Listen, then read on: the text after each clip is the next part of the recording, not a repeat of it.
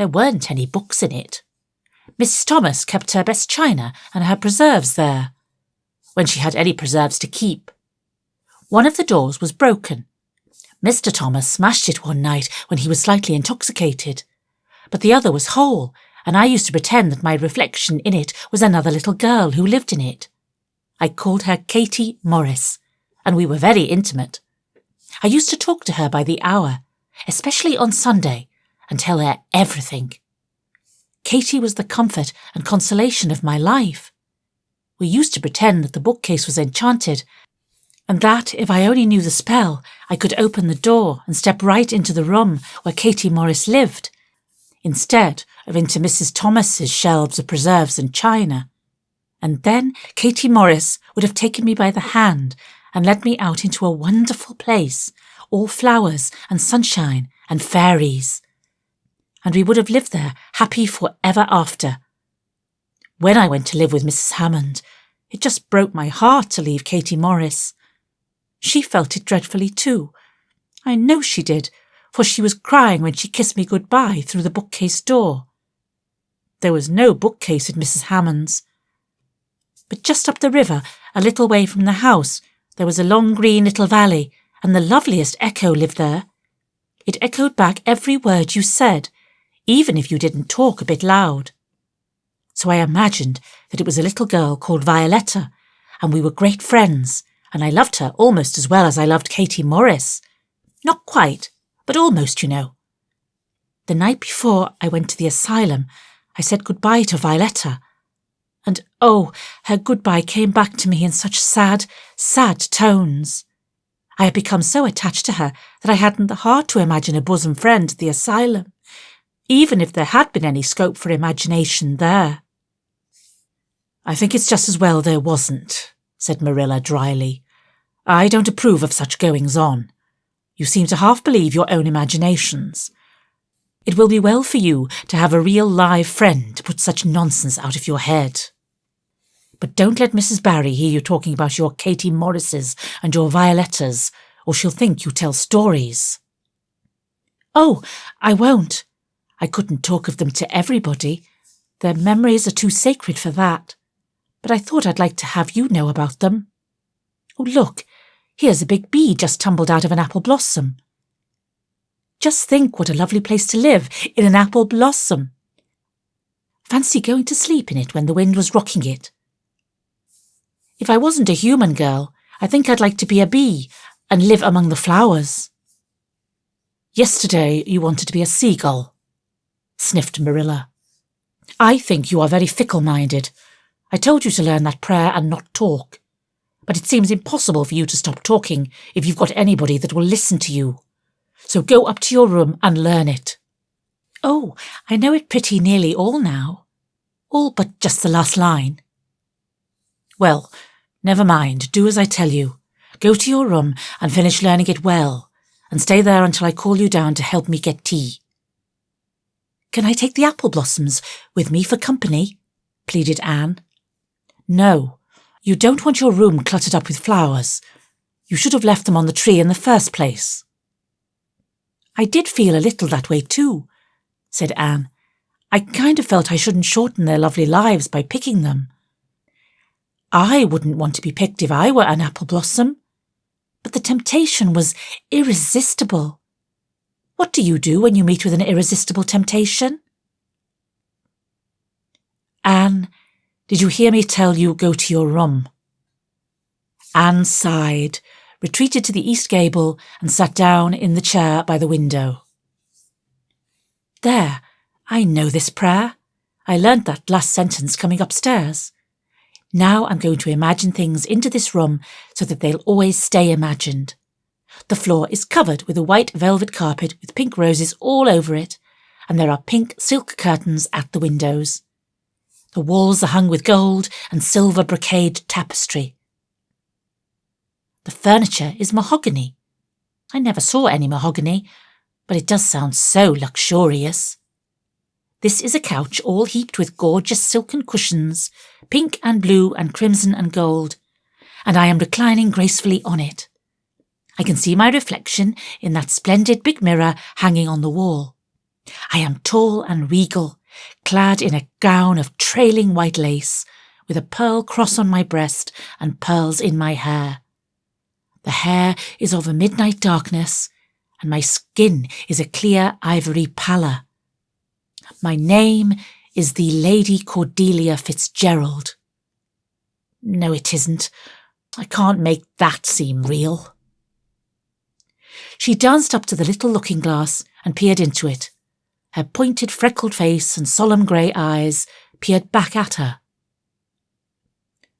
"You're only Anne of Green Gables," she said earnestly, "and I see you, just as you are looking now, whenever I try to imagine I'm the Lady Cordelia. But it's a million times nicer to be Anne of Green Gables than Anne of nowhere in particular, isn't it?"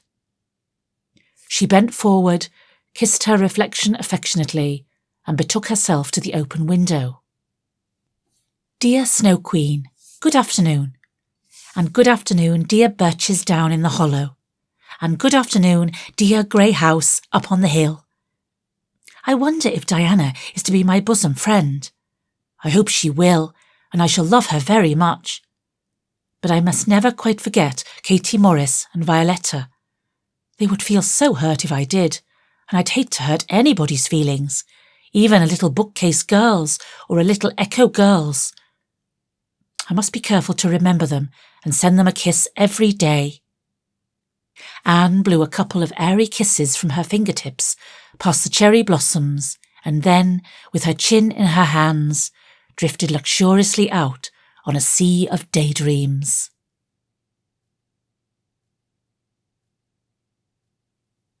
Chapter 9. Mrs. Rachel Lynde is properly horrified. Anne had been a fortnight at Green Gables before Mrs. Lynde arrived to inspect her. Mrs. Rachel, to do her justice, was not to blame for this. A severe and unseasonable attack of gripe had confined that good lady to her house ever since the occasion of her last visit to Green Gables. Mrs. Rachel was not often sick, and had a well-defined contempt for people who were, but gripe, she asserted, was like no other illness on earth, and could only be interpreted as one of the special visitations of Providence. As soon as her doctor allowed her to put her foot out of doors, she hurried up to Green Gables, bursting with curiosity to see Matthew and Marilla's orphan, concerning whom all sorts of stories and suppositions had gone abroad in Avonlea. Anne had made good use of every waking moment of that fortnight. Already she was acquainted with every tree and shrub about the place. She had discovered that a lane opened out below the apple orchard and ran up through a belt of woodland, and she had explored it to its furthest end in all its delicious vagaries of brook and bridge, fir coppice and wild cherry arch, corners thick with fern, and branching byways of maple and mountain ash. She had made friends with the spring down in the hollow, that wonderful deep, clear, icy-cold spring. It was set about with smooth red sandstones and rimmed in by great palm-like clumps of water fern, and beyond it was a log bridge over the brook. That bridge led Anne's dancing feet up over a wooded hill beyond, where perpetual twilight reigned under the straight, thick-growing firs and spruces.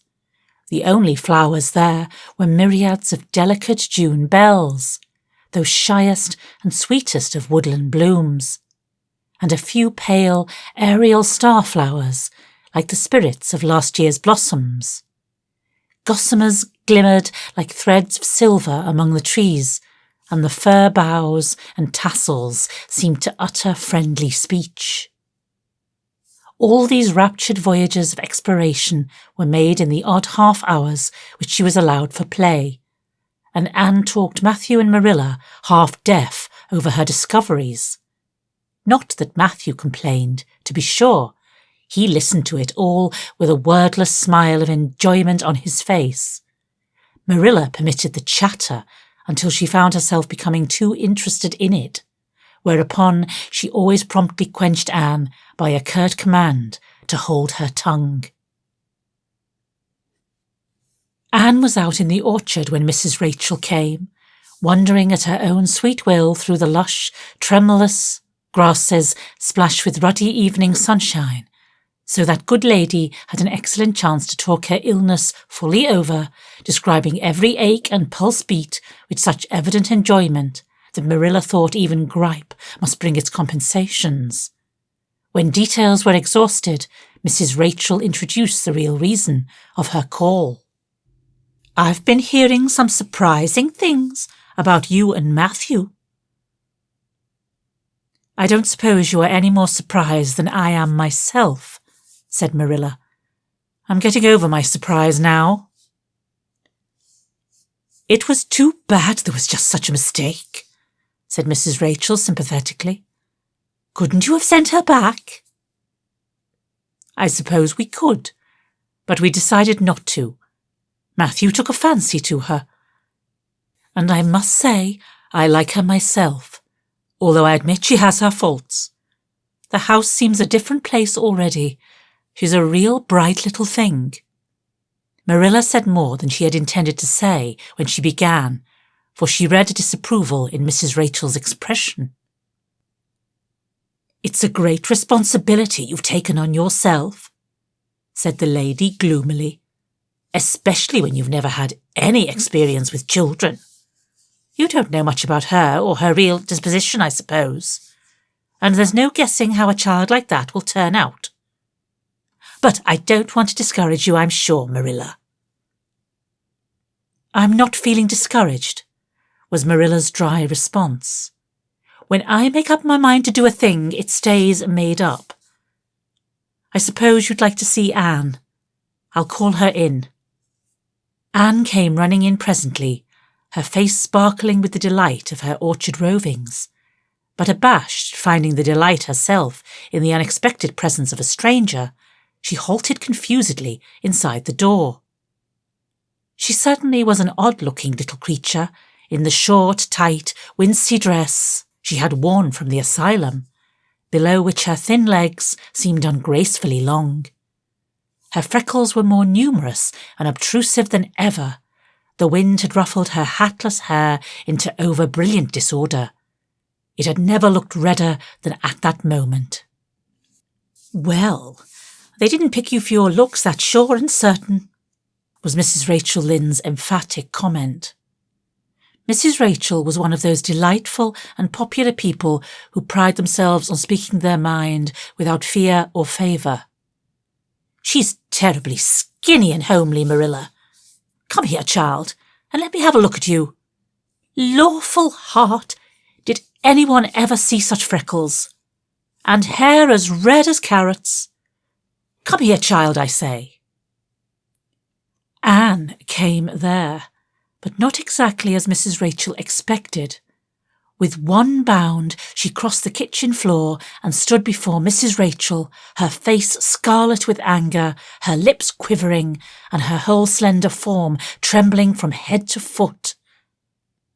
"I hate you," she cried in a choked voice, stamping her foot on the floor. "I hate you! I hate you! I hate you!" A louder stamp with each assertion of hatred. "How dare you call me skinny and ugly? How dare you say I'm freckled and red-headed? You are a rude, impolite, unfeeling woman." "Anne!" exclaimed Marilla in consternation. But Anne continued to face Mrs. Rachel undauntedly, head up, eyes blazing, hands clenched, passionate indignation exhaling from her like an atmosphere. "How dare you say such things about me?" she repeated vehemently. "How would you like to have such things said about you? How would you like to be told that you are fat and clumsy and probably hadn't a spark of imagination in you? I don't care if I do hurt your feelings by saying so. I hope I hurt them. You have hurt mine worse than they were ever hurt before, even by Mrs. Thomas's intoxicated husband. And I'll never forgive you for it. Never, never." Stamp, stamp. "Did anybody ever see such a temper?" exclaimed the horrified Mrs. Rachel. "Anne, go to your room and stay there until I come up," said Marilla, recovering her powers of speech with difficulty. Anne, bursting into tears, rushed to the hall door, slammed it until the tins on the porch wall outside rattled in sympathy, and fled through the hall and up the stairs like a whirlwind.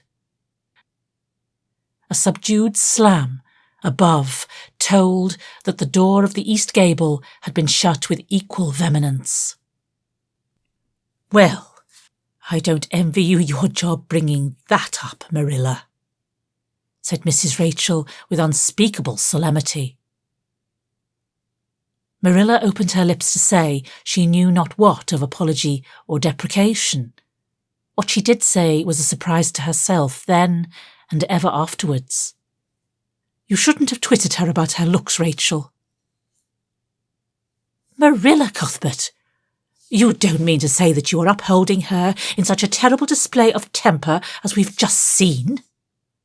demanded Mrs. Rachel indignantly.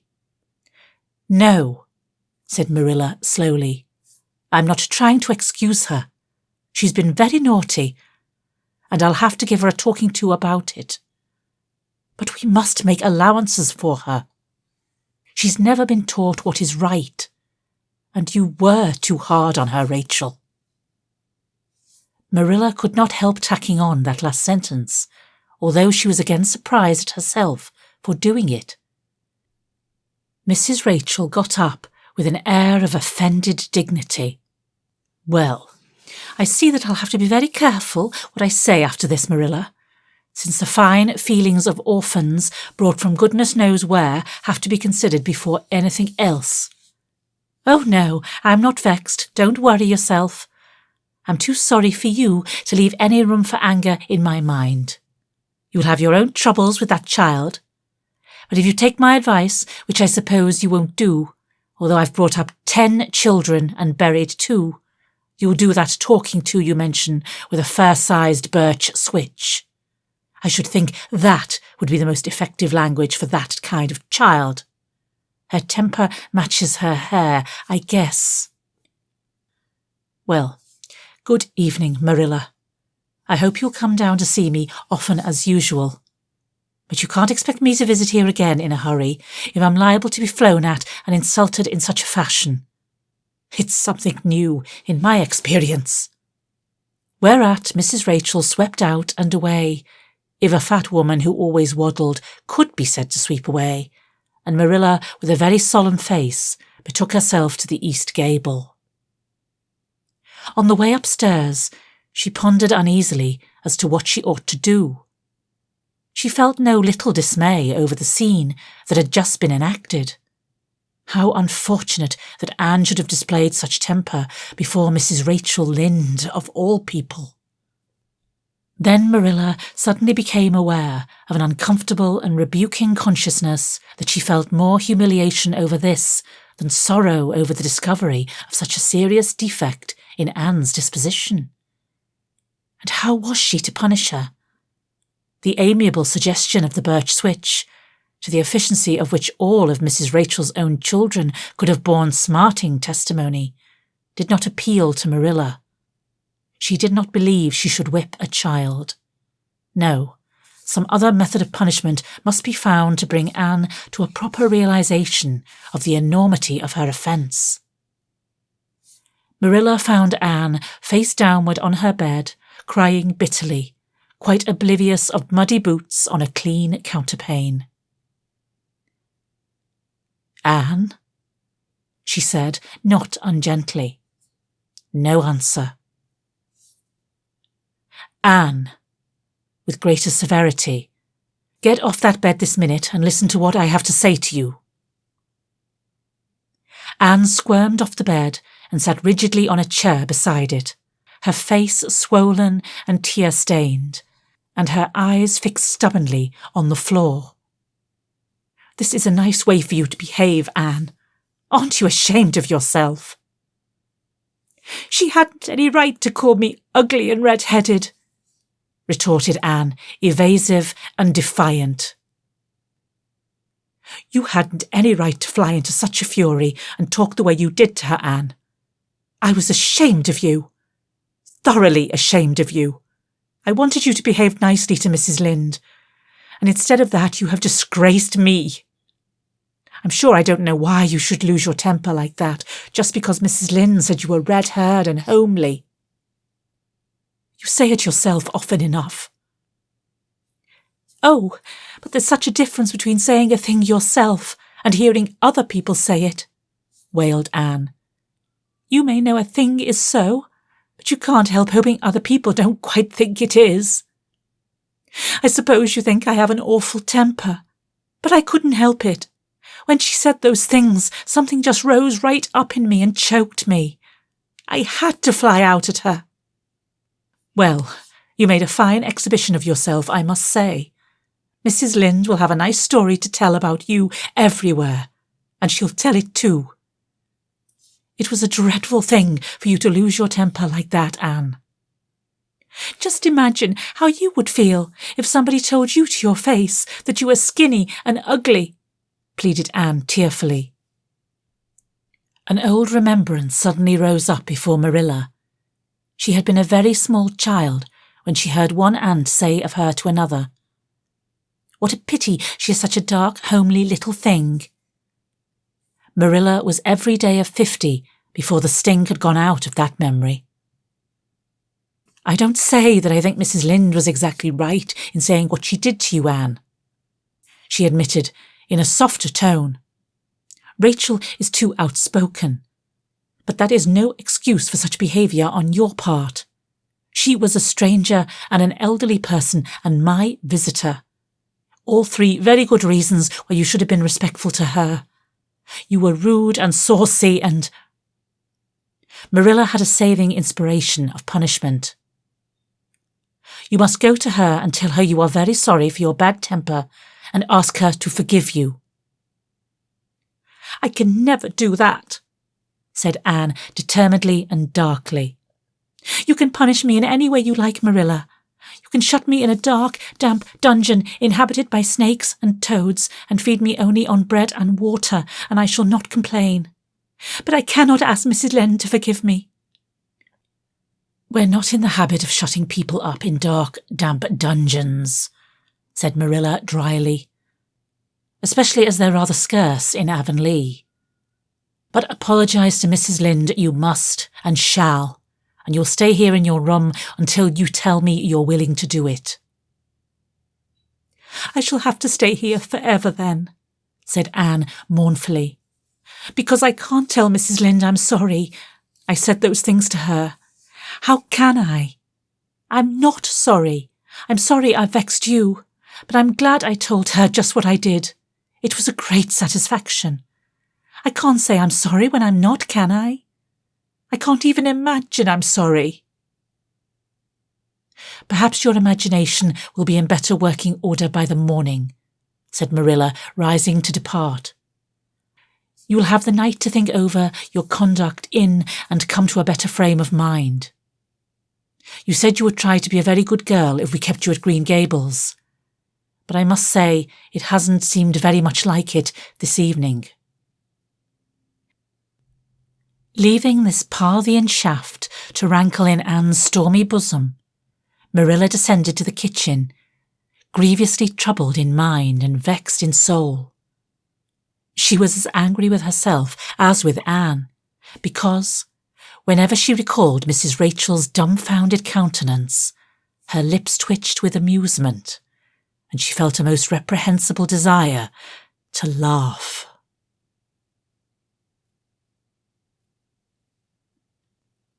Chapter 10. Anne's Apology. Marilla said nothing to Matthew about the affair that evening, but when Anne proved still refractory the next morning, an explanation had to be made to account for her absence from the breakfast table. Marilla told Matthew the whole story, taking pains to impress him with a due sense of the enormity of Anne's behaviour. It's a good thing Rachel Lynde got a calling down. She's a meddlesome old gossip, was Matthew's consolatory rejoinder. Matthew Cuthbert, I'm astonished at you. You know that Anne's behaviour was dreadful, and yet you take her part. I suppose you'll be saying next thing that she oughtn't to be punished at all. Well, now, no, not exactly, said Matthew uneasily. I reckon she ought to be punished a little. But don't be too hard on her, Marilla. Recollect, she hasn't got anyone to teach her right. You're going to give her something to eat, aren't you? When did you ever hear of me starving people into good behaviour? Demanded Marilla indignantly. She'll have her meals regular, and I'll carry them up to her myself. But she'll stay up there until she's willing to apologise to Mrs. Lynde, and that's final, Matthew. Breakfast, dinner and supper were very silent meals, for Anne still remained obdurate. After each meal, Marilla carried a well-filled tray to the east gable and brought it down later on not noticeably depleted.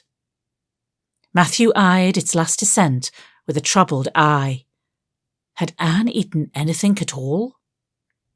When Marilla went out that evening to bring the cows from the back pasture, Matthew, who had been hanging about the barns and watching, slipped into the house with an air of a burglar and crept upstairs. As a general thing, Matthew gravitated between the kitchen and the little bedroom off the hall where he slept. Once in a while he ventured uncomfortably into the parlour or sitting room when the minister came to tea, but he had never been upstairs in his own house since the spring he helped Marilla paper the spare bedroom, and that was 4 years ago. He tiptoed along the hall and stood for several minutes outside the door of the east gable, before he summoned courage to tap on it with his fingers and then open the door to peep in. Anne was sitting on the yellow chair by the window, gazing mournfully out into the garden. Very small and unhappy she looked, and Matthew's heart smote him. He softly closed the door and tiptoed over to her. Anne, he whispered, as if afraid of being overheard. How are you making it, Anne? Anne smiled wanly. Pretty well. I imagine a good deal, and that helps to pass the time. Of course, it's rather lonesome, but then I may as well get used to that. Anne smiled again, bravely facing the long years of solitary imprisonment before her. Matthew recollected that he must say what he had come to say without loss of time, lest Marilla return prematurely. Well now, Anne, don't you think you'd better do it and have it over with? He whispered.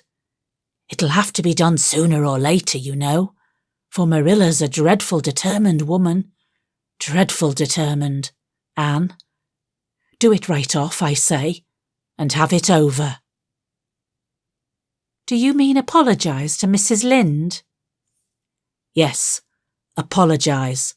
That's the very word, said Matthew eagerly. Just smooth it over, so to speak. That's what I was trying to get at. I suppose I could do it to oblige you, said Anne thoughtfully. It would be true enough to say I am sorry, because I am sorry now. I wasn't a bit sorry last night. I was mad clear through, and I stayed mad all night. I know I did it because I woke up 3 times, and I was just furious every time. But this morning it was over. I wasn't in a temper any more, and it left a dreadful sort of goneness too. I felt so ashamed of myself, but I just couldn't think of going and telling Mrs. Lynde so. It would be so humiliating. I made up my mind I'd stay shut up here forever rather than do that. But still, I'd do anything for you, if you really want me to. Well now, of course I do. It's terrible lonesome downstairs without you. Just go and smooth things over. That's a good girl. Very well, said Anne resignedly. I'll tell Marilla as soon as she comes in I've repented. That's right, Anne. But don't tell Marilla I said anything about it. She might think I was putting my oar in, and I promise not to do that. Wild horses won't drag the secret from me, promised Anne solemnly. How would wild horses drag a secret from a person anyhow? But Matthew was gone, scared at his own success. He fled hastily to the remotest corner of the horse pasture, lest Marilla should suspect what he had been up to. Marilla herself, upon her return to the house, was agreeably surprised to hear a plaintive voice calling, Marilla, over the banisters. Well, she said, going into the hall. I'm sorry I lost my temper and said rude things, and I'm willing to go and tell Mrs. Lynde so. Very well. Marilla's crispness gave no sign of her relief. She had been wondering what under the canopy she should do if Anne did not give in. I'll take you down after milking. Accordingly, after milking, behold Marilla and Anne walking down the lane, the former erect and triumphant, the latter drooping and dejected. But halfway down, Anne's dejection vanished as if by enchantment. She lifted her head and stepped lightly along, her eyes fixed on the sunset sky, and an air of subdued exhilaration about her. Marilla beheld the change disapprovingly. This was no meek penitent, such as it behoved her to take into the presence of the offended Mrs. Lynde. What are you thinking of, Anne? She asked sharply. I'm imagining out what I must say to Mrs. Lynde, answered Anne dreamily. This was satisfactory, or should have been so. But Marilla could not rid herself of the notion that something in her scheme of punishment was going askew. Anne had no business to look so rapt and radiant. Rapt and radiant Anne continued until they were in the very presence of Mrs. Lynde, who was sitting knitting by her kitchen window. Then the radiance vanished.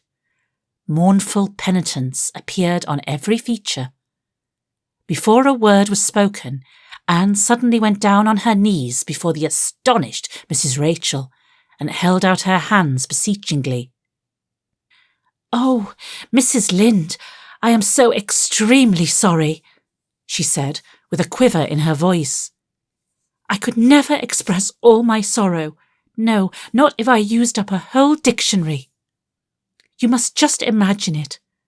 I behaved terribly to you, and I've disgraced the dear friends, Matthew and Marilla, who have let me stay at Green Gables, although I'm not a boy. I'm a dreadfully wicked and ungrateful girl, and I deserve to be punished and cast out by respectable people forever. It was very wicked of me to fly into a temper because you told me the truth. It was the truth. Every word you said was true. My hair is red, and I'm freckled and skinny and ugly. What I said to you was true, too, but I shouldn't have said it. Oh, Mrs. Lynde, please, please forgive me. If you refuse, it will be a lifelong sorrow on a poor little orphan girl. Would you, even if she had a dreadful temper? Oh, I am sure you wouldn't. Please say you forgive me, Mrs. Lynde. Anne clasped her hands together, bowed her head, and waited for the word of judgment. There was no mistaking her sincerity. It breathed in every tone of her voice. Both Marilla and Mrs. Lynde recognised its unmistakable ring. But the former understood in dismay that Anne was actually enjoying her valley of humiliation, was revelling in the thoroughness of her abasement. Where was the wholesome punishment upon which she, Marilla, had plumed herself? Anne had turned it into a species of positive pleasure. Good Mrs. Lynde, not being overburdened with perception, did not see this. She only perceived that Anne had made a very thorough apology, and all resentment vanished from her kindly, if somewhat officious heart. There, get up, child, she said heartily. Of course I forgive you. I guess I was a little too hard on you anyway. But I'm such an outspoken person. You mustn't mind me, that's what. It can't be denied your hair is terrible red.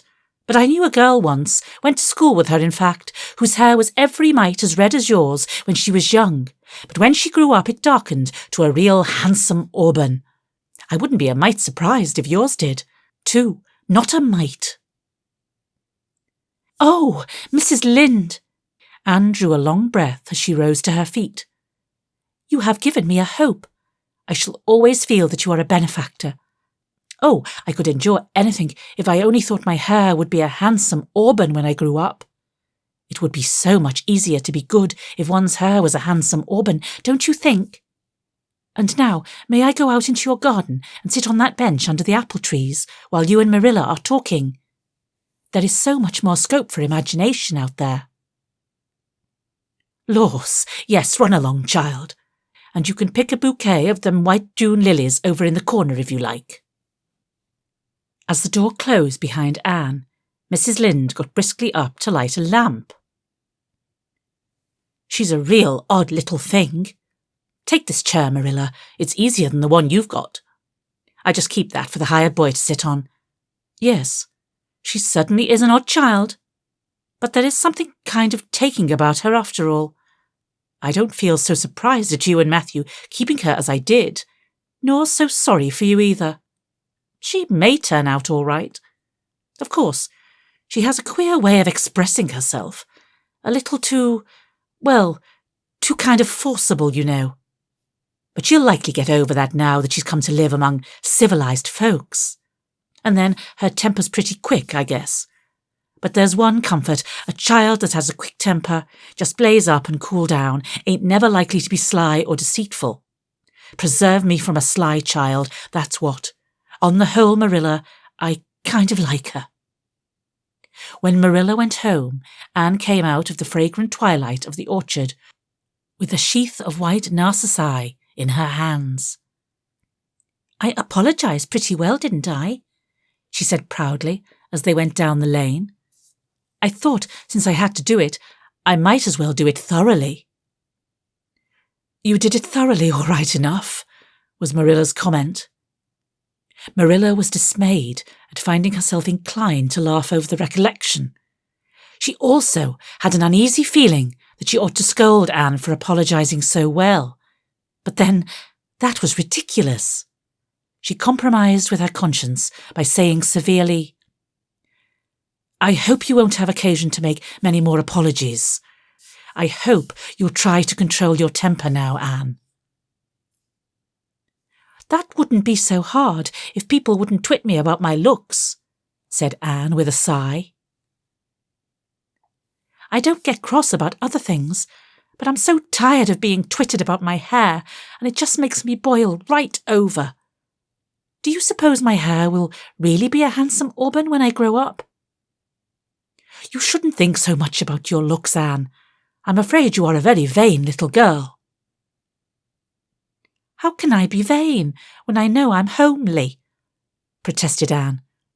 I love pretty things, and I hate to look in the glass and see something that isn't pretty.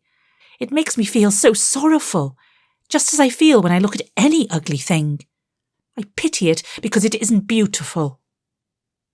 Handsome is as handsome does, quoted Marilla. I've had that said to me before, but I have my doubts about it, remarked sceptical Anne, sniffing at her narcissi. Oh, aren't these flowers sweet? It was lovely of Mrs. Lynde to give them to me. I have no hard feelings against Mrs. Lynde now. It gives you a lovely, comfortable feeling to apologize and be forgiven, doesn't it? Aren't the stars bright tonight? If you could live in a star, which one would you pick? I'd like that lovely, clear, big one away over there above that dark hill. Anne, do hold your tongue, said Marilla, thoroughly worn out, trying to follow the gyrations of Anne's thoughts. Anne said no more until they turned into their own lane. A little gypsy wind came down it to meet them, laden with the spicy perfume of young dew-wet ferns. Far up in the shadows, a cheerful light gleamed out through the trees from the kitchen at Green Gables. Anne suddenly came close to Marilla and slipped her hand into the older woman's hard palm. "It's lovely to be going home and know it's home," she said. "I love Green Gables already, and I never loved any place before. No place ever seemed like home. Oh, Marilla, I'm so happy. I could pray right now and not find it a bit hard." Something warm and pleasant welled up in Marilla's heart, a touch of that thin little hand in her own. A throb of the maternity she had missed, perhaps.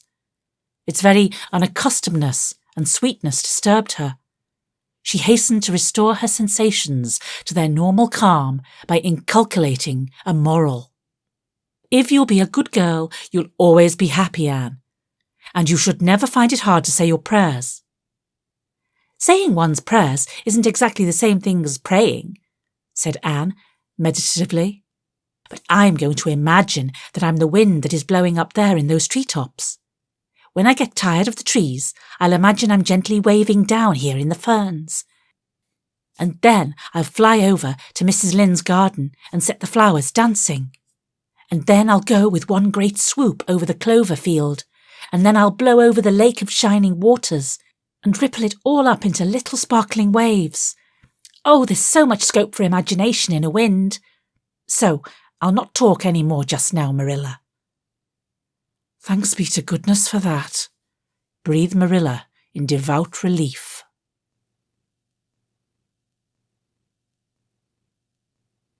Chapter 11.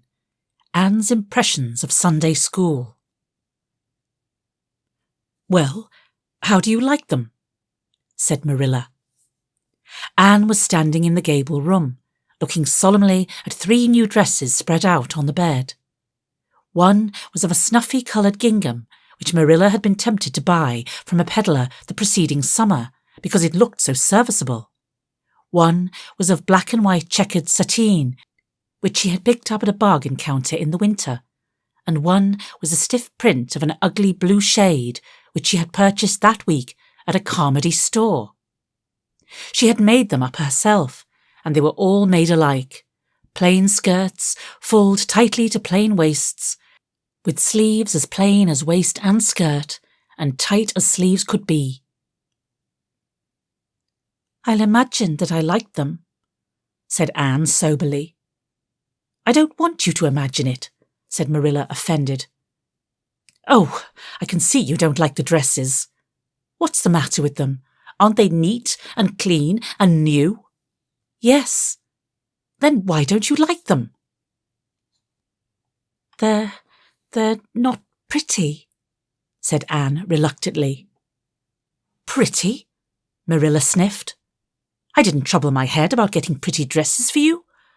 I don't believe in pampering vanity, Anne. I'll tell you that right off. Those dresses are good, sensible, serviceable dresses, without any frills or fur billows about them. And they're all you'll get this summer. The brown gingham and the blue print will do you for school when you begin to go. The sateen is for church and Sunday school. I'll expect you to keep them neat and clean and not to tear them. I should think you'd be grateful to get most anything after those skimpy, wincy things you've been wearing." "Oh, I am grateful," protested Anne. "But I'd be ever so much gratefuler if you'd made just one of them with puffed sleeves. Puffed sleeves are so fashionable now. It would give me such a thrill, Marilla, just to wear a dress with puffed sleeves." "Well, you'll have to do without your thrill. I hadn't any material to waste on puffed sleeves. I think they are ridiculous-looking things anyhow. I prefer the plain, sensible ones." "But I'd rather look ridiculous when everybody else does that plain and sensible all by myself," persisted Anne mournfully. "Trust you for that. Well, hang those dresses carefully up in your closet, and then sit down and learn the Sunday school lesson. I got a quarterly from Mr. Bell for you, and you'll go to Sunday school tomorrow," said Marilla, disappearing downstairs in high dudgeon. Anne clasped her hands and looked at the dresses. "I did hope there would be a white one with puffed sleeves," she whispered, disconsolately. "I prayed for one, but I didn't much expect it on that account. I didn't suppose God would have time to bother about a little orphan girl's dress. I knew I'd just have to depend on Marilla for it. Well, fortunately I can imagine that one of them is of snow-white muslin, with lovely lace frills and 3 puffed sleeves." The next morning, warnings of a sick headache prevented Marilla from going to Sunday school with Anne. "You'll have to go down and call for Mrs. Lynde, Anne," she said. "She'll see that you get into the right class. Now, mind you behave yourself properly. Stay to preaching afterwards and ask Mrs. Lynde to show you our pew. Here's a cent for collection. Don't stare at people and don't fidget. I shall expect you to tell me the text when you come home."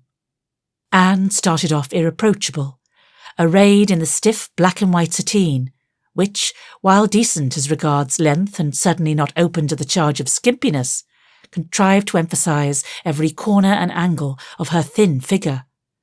Her hat was a little, flat, glossy new sailor, the extreme plainness of which had likewise much disappointed Anne, who had permitted herself secret visions of ribbon and flowers.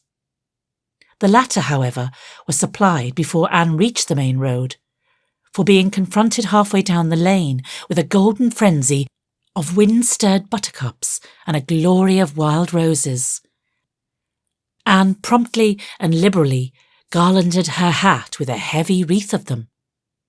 Whatever other people might have thought of the result, it satisfied Anne, and she tripped gaily down the road, holding her ruddy head with its decoration of pink and yellow very proudly. When she had reached Mrs. Lynde's house, she found that lady gone. Nothing daunted, Anne proceeded onward to the church alone. In the porch she found a crowd of little girls, all more or less gaily attired in whites and blues and pinks, and all staring with curious eyes at this stranger in their midst, with her extraordinary head adornment. Avonlea little girls had already heard queer stories about Anne. Mrs. Lynde said she had an awful temper. Jerry Boyt, the hired boy at Green Gables, said she talked all the time to herself or to the trees and flowers like a crazy girl. They looked at her and whispered to each other behind their quarterlies. Nobody made any friendly advances. Then or later on, when the opening exercises were over, and Anne found herself in Miss Rogerson's class. Miss Rogerson was a middle-aged lady who had taught a Sunday school class for 20 years. Her method of teaching was to ask the printed questions from the quarterly and look sternly over its edge at the particular little girl she thought ought to answer the question. She looked very often at Anne, and Anne, thanks to Marilla's drilling, answered promptly, but it may be questioned if she understood very much about either question or answer. She did not think she liked Miss Rogerson, and she felt very miserable. Every other little girl in the class had puffed sleeves. Anne felt that life was really not worth living without puffed sleeves. "Well, how did you like Sunday school?" Marilla wanted to know when Anne came home. Her wreath having faded, Anne had discarded it in the lane, so Marilla was spared the knowledge of that for a time. "I didn't like it a bit. It was horrid." "Anne Shirley," said Marilla rebukingly.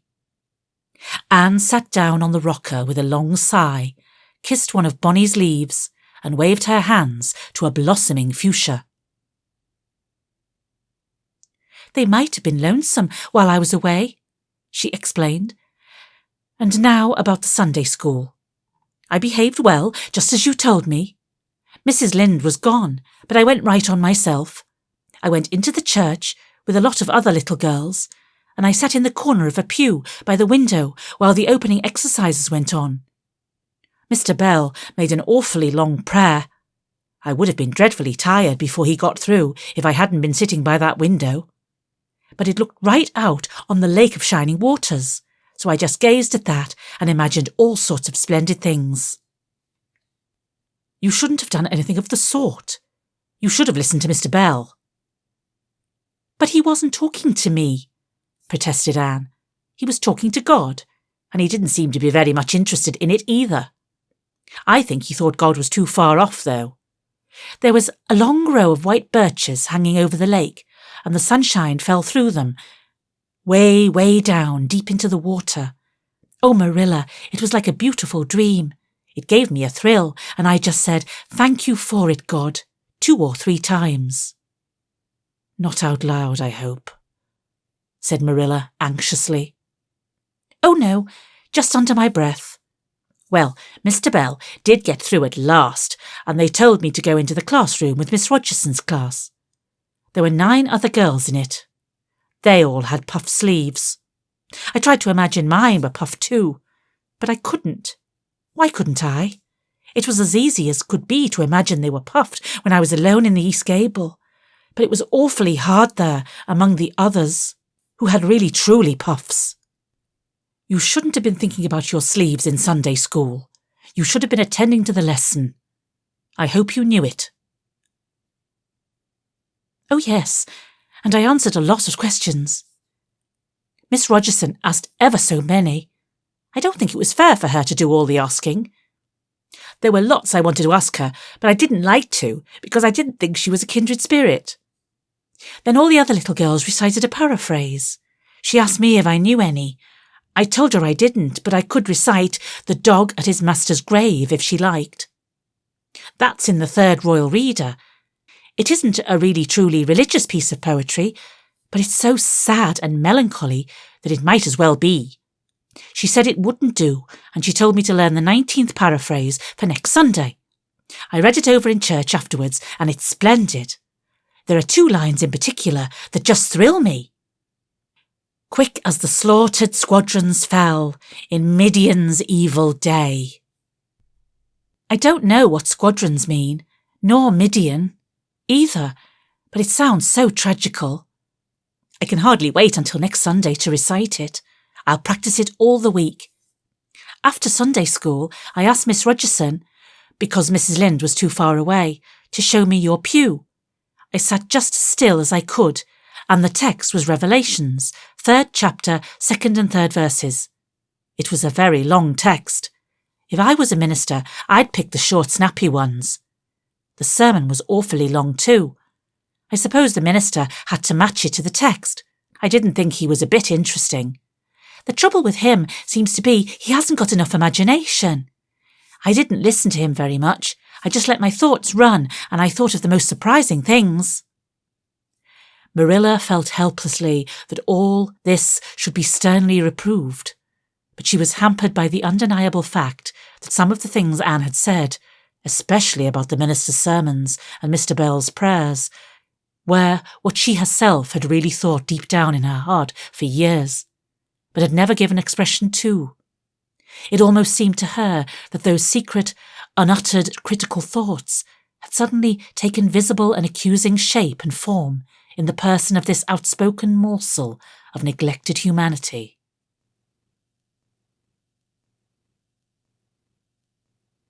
Chapter 12. A Solemn Vow and Promise. It was not until the next Friday that Marilla heard the story of the flower-wreathed hat. She came home from Mrs. Lynde's and called Anne to account. Anne, Mrs. Rachel says you went to church last Sunday with your hat rigged out, ridiculous with roses and buttercups. What on earth put you up to such a caper?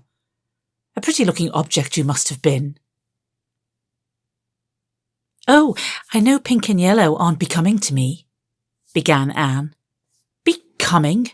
Fiddlesticks. It was putting flowers on your hat at all, no matter what colour they were, that was ridiculous. You are the most aggravating child.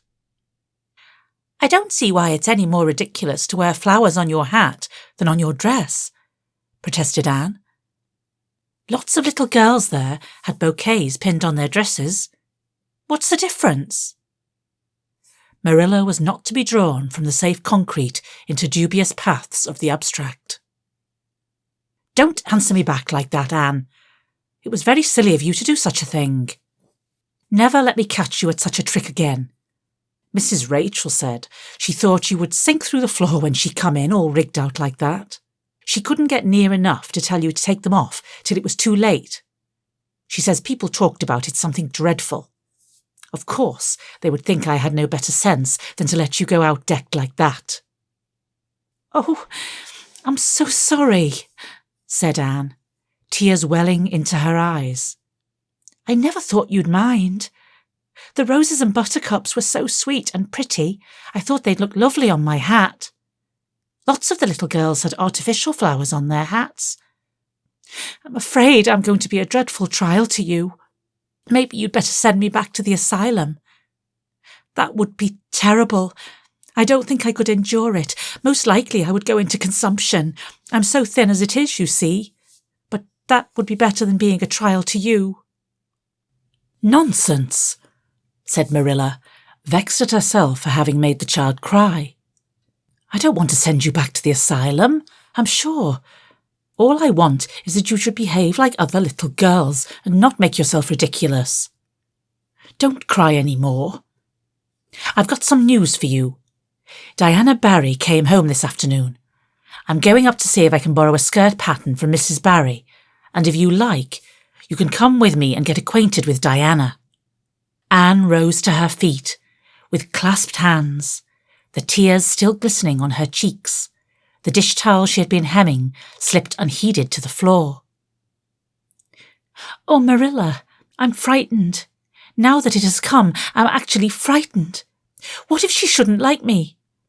It would be the most tragical disappointment of my life. Now, don't get into a fluster. And I do wish you wouldn't use such long words. It sounds so funny in a little girl. I guess Diana will like you well enough. It's her mother you've got to reckon with. If she doesn't like you, it won't matter how much Diana does. If she has heard about your outburst to Mrs. Lynde and going to the church with buttercups round your hat, I don't know what she'll think of you.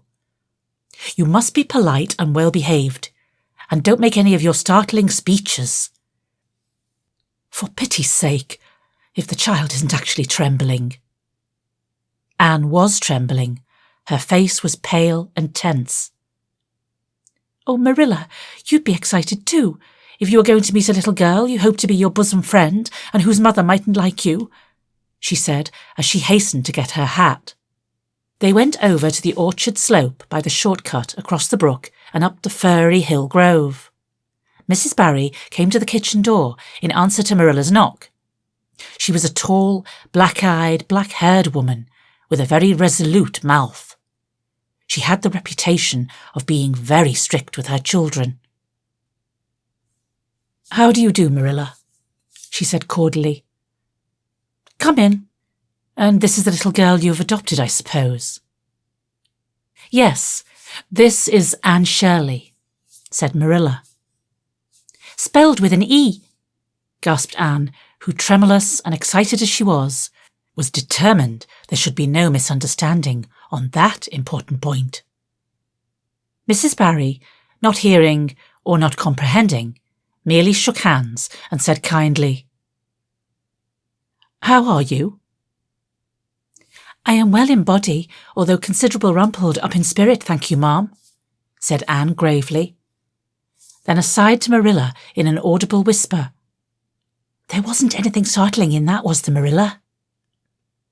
Diana was sitting on the sofa, reading a book, which she dropped when the callers entered. She was a very pretty little girl, with her mother's black eyes and hair and rosy cheeks, and the merry expression which was inheritance from her father. This is my little girl, Diana, said Mrs. Barry. Diana, you might take Anne out into the garden and show her your flowers. It will be better for you than straining your eyes over that book. She reads entirely too much. This to Marilla as the little girls went out. And I can't prevent her, for her father aids and abets her. She's always poring over a book. I'm glad she has the prospect of a playmate. Perhaps it will take her more out of doors. Outside in the garden, which was full of mellow sunset light streaming through the dark old firs to the west of it, stood Anne and Diana, gazing bashfully at each other over a clump of gorgeous tiger lilies. The Barry garden was a bowery wilderness of flowers which would have delighted Anne's heart at any time, less fraught with destiny.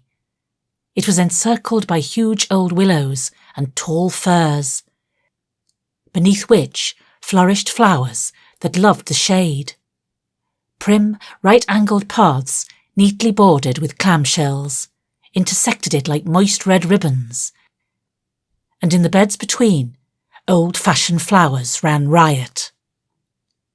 There were rosy bleeding hearts and great splendid crimson peonies, white fragrant narcissi, and thorny sweet Scotch roses, pink and blue and white columbines, and lilac-tinted bouncing bets, clumps of southernwood, and ribbon grass and mint, purple Adam and Eve, daffodils, and masses of sweet clover, white with its delicate fragrant feathery sprays. Scarlet lightning that shot its fiery lances over prim white musk flowers. A garden it was where sunshine lingered and bees hummed, and winds, beguiled into loitering, purred and rustled. "Oh, Diana," said Anne at last, clasping her hands and speaking almost in a whisper. "Oh, do you think you can like me a little? Enough to be my bosom friend?" Diana laughed. Diana always laughed before she spoke. "Why, I guess so," she said frankly. "I'm awfully glad you've come to live at Green Gables. It will be jolly to have someone to play with. There isn't any other girl who lives near enough to play with, and I've no sisters big enough. Will you swear to be my friend forever and ever?" demanded Anne eagerly. Diana looked shocked. "Why, it's dreadfully wicked to swear," she said, rebukingly. "Oh no, not my kind of swearing. There are two kinds, you know." "I never heard of but one kind," said Diana doubtfully. "There really is another. Oh, it isn't wicked at all. It just means vowing and promising solemnly." "Well, I don't mind doing that," agreed Diana, relieved. "How do you do it?" "We must join hands, so," said Anne gravely. "It ought to be over running water. We'll just imagine this path is running water. I'll repeat the oath first. I solemnly swear to be faithful to my bosom friend, Diana Barry, as long as the sun and moon shall endure. Now you say it and put my name in." Diana repeated the oath with a laugh fore and aft. Then she said, "You're a queer girl, Anne. I heard before that you were queer, but I believe I'm going to like you real well." When Marilla and Anne went home, Diana went with them as far as the log bridge. The two little girls walked with their arms about each other. At the brook, they parted with many promises to spend the next afternoon together. "Well, did you find Diana a kindred spirit?" asked Marilla as they went up through the garden of Green Gables. "Oh, yes," sighed Anne, blissfully unconscious of any sarcasm on Marilla's part. "Oh, Marilla, I'm the happiest girl on Prince Edward Island this very moment. I assure you I'll say my prayers with the right goodwill tonight. Diana and I are going to build a playhouse in Mr. William Bell's birch grove tomorrow. Can I have those broken pieces of china that are out in the woodshed? Diana's birthday is in February and mine is in March. Don't you think that is a very strange coincidence? Diana is going to lend me a book to read. She says it's perfectly splendid and tremendously exciting. She's going to show me a place back in the woods where rice lilies grow. Don't you think Diana has got very soulful eyes? I wish I had soulful eyes.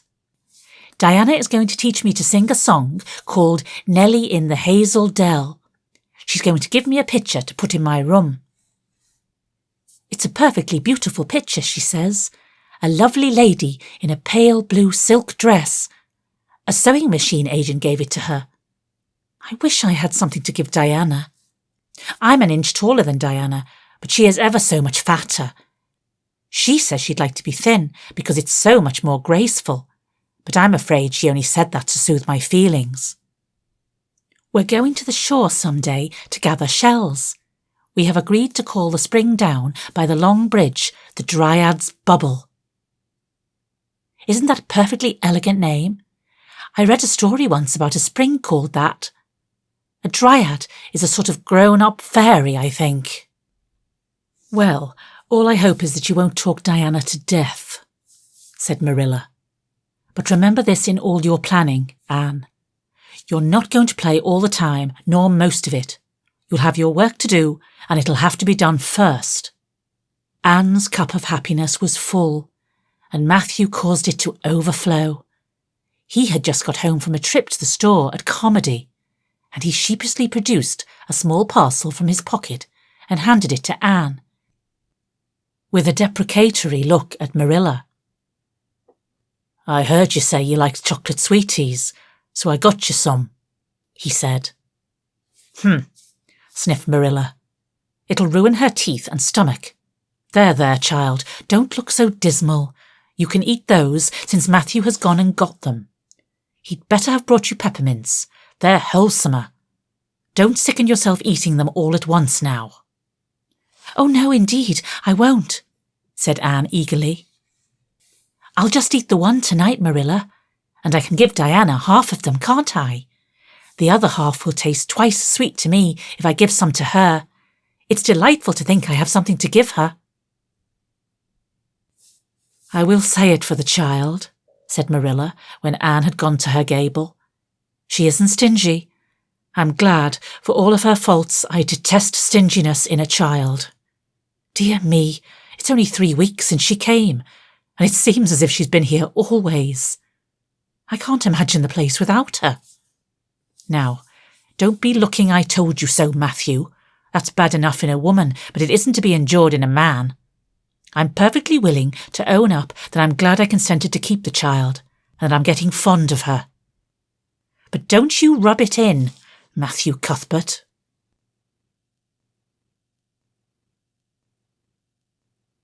Chapter 13. The Delights of Anticipation. It's time Anne was in to do her sewing, said Marilla, glancing at the clock and then out into the yellow August afternoon, where everything drowsed in the heat. She stayed playing with Diana more than half an hour more than I gave her leave to, and now she's perched out there on the woodpile talking to Matthew 19 to the dozen, when she knows perfectly well she ought to be at her work. And of course he's listening to her like a perfect ninny. I never saw such an infatuated man. The more she talks, and the odder the things she says, the more he's delighted, evidently. Anne Shirley, you come right in here this minute. Do you hear me? A series of staccato taps on the west window brought Anne flying in from the yard, eyes shining, cheeks faintly flushed with pink, unbraided hair streaming behind her in a torrent of brightness. Oh, Marilla, she exclaimed breathlessly, there's going to be a Sunday school picnic next week in Mr. Harmon Andrews' field, right near the Lake of Shining Waters, and Mrs. Superintendent Bell and Mrs. Rachel Lynde are going to make ice cream. Think of it, Marilla, ice cream. And, oh, Marilla, can I go to it? Just look at the clock, if you please, Anne. What time did I tell you to come in? 2 o'clock. But isn't it splendid about the picnic, Marilla? Please, can I go? Oh, I've never been to a picnic. I've dreamed of picnics, but I've never... Yes, I told you to come at 2 o'clock, and it's 2:45. I'd like to know why you didn't obey me, Anne. Why, I meant to, Marilla, as much as could be. But you have no idea how fascinating Idlewild is. And then, of course, I had to tell Matthew about the picnic. Matthew is such a sympathetic listener. Please, can I go? You'll have to learn to resist the fascination of idle whatever you call it. When I tell you to come in at a certain time, I mean that time and not half an hour later. And you needn't stop to discourse with sympathetic listeners on your way either. As for the picnic, of course you can go. You're a Sunday school scholar, and it's not likely I'd refuse to let you go when all the other little girls are going. But, faltered Anne, Diana says that everybody must take a basket of things to eat. I can't cook, as you know, Marilla, and I don't mind going to a picnic without puffed sleeves so much, but I'd feel terribly humiliated if I had to go without a basket. It's been preying on my mind ever since Diana told me. Well, it needn't prey any longer. I'll bake you a basket. Oh, you dear good Marilla. Oh, you are so kind to me. Oh, I'm so much obliged to you. Getting through with her O's, Anne cast herself into Marilla's arms and rapturously kissed her sallow cheek. It was the first time in her whole life that childish lips had voluntarily touched Marilla's face. Again, that sudden sensation of startling sweetness thrilled her. She was secretly vastly pleased at Anne's impulsive caress, which was probably the reason why she said brusquely, There, never mind your kissing nonsense. I'd sooner see you doing strictly as you're told. As for cooking, I mean to be giving you lessons in that some of these days. But you're so feather-brained, Anne. I've been waiting to see if you'd sober down a little and learn to be steady before I begin. You've got to keep your wits about you in cooking and not stop in the middle of things to let your thoughts rove all over creation. Now, get out your patchwork and have your square done before tea time. I do not like patchwork, said Anne dolefully, hunting out her work-basket and sitting down before a little heap of red and white diamonds with a sigh. I think some kinds of sewing would be nice, but there's no scope for imagination in patchwork. It's just one little seam after another, and you never seem to be getting anywhere. But of course, I'd rather be Anne of Green Gables sewing patchwork than Anne of any other place with nothing to do but play. I wish time went as quick sewing patches as it does when I'm playing with Diana, though. Oh, we do have such elegant times, Marilla. I have to furnish most of the imagination, but I'm well able to do that. Diana is simply perfect in every other way. You know that little piece of land across the brook that runs up between our farm and Mr. Barry's? It belongs to Mr. William Bell, and right in the corner there is a little ring of white birch trees. The most romantic spot, Marilla. Diana and I have our playhouse there. We call it Idlewild. Isn't that a poetical name? I assure you it took me some time to think it out. I stayed awake nearly a whole night before I invented it. Then, just as I was dropping off to sleep, it came like an inspiration. Diana was enraptured when she heard it. We have got our house fixed up elegantly. You must come and see it, Marilla, won't you? We have great big stones, all covered with moss, for seats, and boards from tree to tree for shelves. And we have all our dishes on them. Of course, they're all broken, but it's the easiest thing in the world to imagine that they are whole. There's a piece of plate with a spray of red and yellow ivy on it that is especially beautiful. We keep it in the parlour, and we have the fairy glass there, too. The fairy glass is as lovely as a dream. Diana found it out in the woods behind their chicken house. It's all full of rainbows, just little young rainbows that haven't grown big yet. And Diana's mother told her it was broken off a hanging lamp they once had. But it's nice to imagine the fairies lost it one night when they had a ball, so we call it the fairy glass. Matthew is going to make us a table. Oh, we have named that little round pool over in Mr. Barry's field Willowmere. I got that name out of the book Diana lent me. That was a thrilling book, Marilla. The heroine had 5 lovers. I'd be satisfied with 1, wouldn't you? She was very handsome, and she went through great tribulations. She could faint as easy as anything. I'd love to be able to faint, wouldn't you, Marilla? It's so romantic. But I'm really very healthy for all I'm so thin. I believe I'm getting fatter, though. Don't you think I am? I look at my elbows every morning when I get up to see if any dimples are coming. Diana is having a new dress made with elbow sleeves. She is going to wear it to the picnic. Oh, I do hope it will be fine next Wednesday. I don't feel that I could enjoy the disappointment if anything happened to prevent me from getting to the picnic. I suppose I'd live through it, but I'm certain it would be a lifelong sorrow. It wouldn't matter if I got to 100 picnics in after years. They wouldn't make up for missing this one. They're going to have boats on the Lake of the Shining Waters, and ice cream, as I told you. I have never tasted ice cream. Diana tried to explain what it was like, but I guess ice cream is one of those things that are beyond imagination. Anne, you have talked even on for 10 minutes by the clock, said Marilla. Now, just for curiosity's sake, see if you can hold your tongue for the same length of time. Anne held her tongue as desired.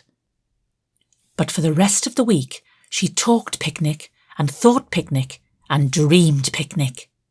On Saturday it rained, and she worked herself up into such a frantic state, lest it should keep on raining until and over Wednesday, that Marilla made her sew an extra patchwork square by way of steadying her nerves. On Sunday, Anne confided to Marilla on the way home from church that she actually grew cold all over with excitement when the minister announced the picnic from the pulpit. Such a thrill as went up and down my back, Marilla. I don't think I've ever really believed until then that there was honestly going to be a picnic. I couldn't help fearing I'd only imagined it. But when a minister says a thing in the pulpit, you just have to believe it.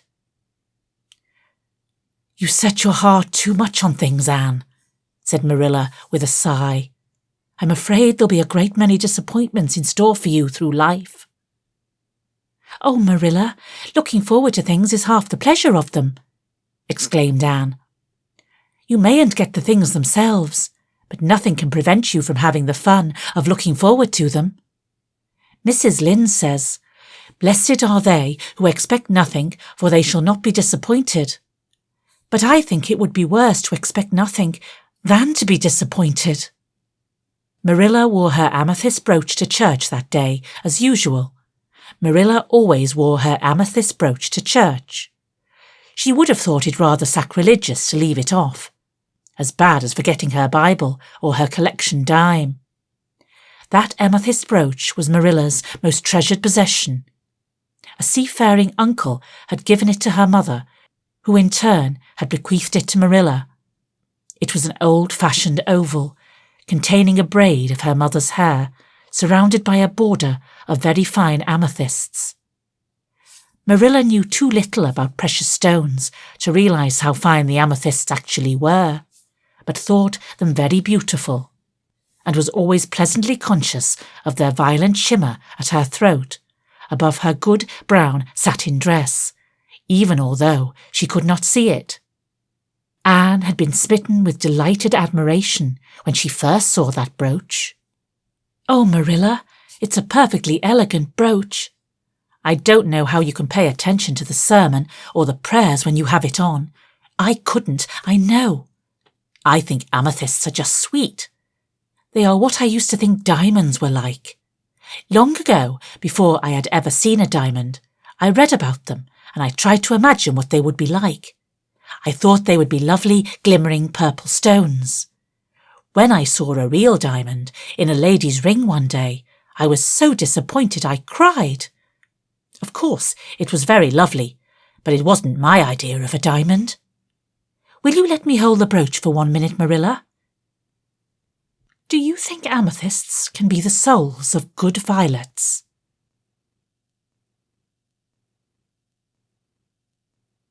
Chapter 14. Anne's Confession.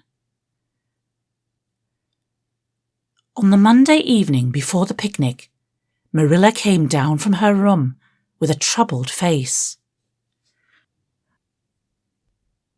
"Anne," she said to that small personage, who was shelling peas by the spotless table and singing Nelly of the Hazel Dell with a vigour and expression that did credit to Diana's teaching. "Did you see anything of my amethyst brooch? I thought I stuck it in my pincushion when I came home from church yesterday evening, but I can't find it anywhere." I saw it this afternoon when you were away at the Aid Society," said Anne, a little slowly.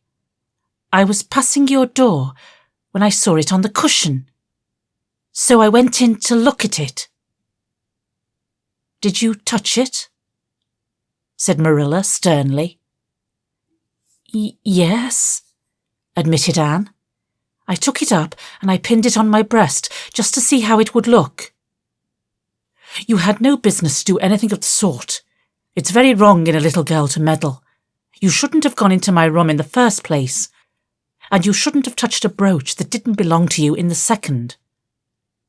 Where did you put it?" "Oh, I put it back on the bureau. I hadn't it on a minute." "Truly, I didn't mean to meddle, Marilla. I didn't think about it being wrong to go in and try on the brooch. But I see now that it was, and I'll never do it again. That's one good thing about me. I never do the same naughty thing twice." "You didn't put it back," said Marilla. "That brooch isn't anywhere on the bureau. You've taken it out or something, Anne." "I did put it back," said Anne quickly, pertly. Marilla thought. "I don't just remember whether I stuck it on the pincushion or laid it in the china tray, but I'm perfectly certain I put it back." "I'll go and have another look," said Marilla, determined to be just. "If you put that brooch back, it's there still. If it isn't, I'll know you didn't, that's all." Marilla went to her room and made a thorough search, not only over the bureau, but in every other place she thought the brooch might possibly be. It was not to be found, and she returned to the kitchen. "Anne, the brooch is gone. By your own admission, you were the last person to handle it. Now, what have you done with it? Tell me the truth at once. Did you take it out and lose it?" "No, I didn't," said Anne solemnly, meeting Marilla's angry gaze squarely. "I never took the brooch out of your room, and that is the truth. If I were to be led to the block for it, although I'm not very certain what a block is. So there, Marilla." Anne's "so there" was only intended to emphasize her assertion, but Marilla took it as a display of defiance. "I believe you are telling me a falsehood, Anne," she said sharply. "I know you are. There now, don't say anything more unless you are prepared to tell the whole truth. Go to your room and stay there until you are ready to confess." "Will I take the peas with me?" said Anne meekly. "No, I'll finish shelling them myself. Do as I bid you." When Anne had gone, Marilla went about her evening tasks in a very disturbed state of mind. She was worried about her valuable brooch. What if Anne had lost it? And how wicked of the child to deny having taken it when anybody could see she must have. With such an innocent face, too. "I don't know what I would sooner have had happen," thought Marilla as she nervously shelled the peas. "Of course, I don't suppose she meant to steal it or anything like that. She's just taken it to play with her, or help along that imagination of hers. She must have taken it, that's clear, for there hasn't been a soul in that room since she was in it, by her own story, until I went up tonight. And the brooch is gone. There's nothing surer. I suppose she has lost it and is afraid to own up for fear she'll be punished. It's a dreadful thing to think she tells falsehoods. It's a far worse thing than her fit of temper. It's a fearful responsibility to have a child in your house you can't trust. Slyness and untruthfulness, that's what she has displayed. I declare I feel worse about that than about the brooch. If she'd only have told the truth about it, I wouldn't mind so much." Marilla went to her room at intervals all through the evening and searched for the brooch, without finding it. A bedtime visit to the East Gable produced no result. Anne persisted in denying that she knew anything about the brooch, but Marilla was only the more firmly convinced that she did. She told Matthew the story the next morning. Matthew was confounded and puzzled. He could not so quickly lose faith in Anne, but he had to admit that circumstances were against her. "You sure it hasn't fell down behind the bureau?" was the only suggestion he could offer. "I've moved the bureau, and I've taken out the drawers, and I've looked in every crack and cranny," was Marilla's positive answer. "The brooch is gone, and that child has taken it and lied about it. That's the plain, ugly truth, Matthew Cuthbert. And we might as well look it in the face." "Well, now, what are you going to do about it?" Matthew asked forlornly, feeling secretly thankful that Marilla and not he had to deal with the situation. He felt no desire to put his oar in this time. "She'll stay in her room until she confesses," said Marilla grimly, remembering the success of this method in the former case. "Then we'll see. Perhaps we'll be able to find the brooch if she'll only tell us where she took it. But in any case, she'll have to be severely punished, Matthew." "Well now, you'll have to punish her," said Matthew, reaching for his hat. "I've nothing to do with it, remember. You warned me off yourself." Marilla felt deserted by everyone. She could not even go to Mrs. Lynde for advice. She went up to the East Gable with a very serious face and left it with a face more serious still. Anne steadfastly refused to confess. She persisted in asserting that she had not taken the brooch. The child had evidently been crying, and Marilla felt a pang of pity which she sternly repressed. By night she was, as she expressed it, beat out. "You will stay in this room until you confess, Anne. You can make up your mind to that," she said firmly. "But the picnic is tomorrow, Marilla," cried Anne. "You won't keep me from going to that, will you? You'll just let me out for the afternoon, won't you? Then I'll stay here as long as you like, afterwards, cheerfully. But I must go to the picnic." "You will not go to picnics nor anywhere else until you've confessed, Anne." "Oh, Marilla!" gasped Anne. But Marilla had gone out and shut the door. Wednesday morning dawned as bright and fair as if expressly made to order for the picnic. Birds sang around Green Gables. The Madonna lilies in the garden sent out whiffs of perfume that entered in on viewless winds at every door and window, and wandered through halls and rooms like spirits of benediction. The birches in the hollow waved joyful hands, as if watching for Anne's usual morning greeting from the East Gable. But Anne was not at her window. When Marilla took her breakfast up to her, she found the child sitting primly on her bed, pale and resolute, with tight-shut lips and gleaming eyes. "Marilla, I'm ready to confess." "Ah." Marilla laid down her tray. Once again her method had succeeded, but her success was very bitter to her. "Let me hear what you have to say then, Anne." "I took the amethyst brooch," said Anne, as if repeating a lesson she had learned. "I took it just as you said. I didn't mean to take it when I went in. But it did look so beautiful, Marilla, when I pinned it on my breast, that I was overcome by an irresistible temptation. I imagined how perfectly thrilling it would be to take it to Idlewild and play I was the Lady Cordelia Fitzgerald. It would be so much easier to imagine I was the Lady Cordelia if I had a real amethyst brooch on.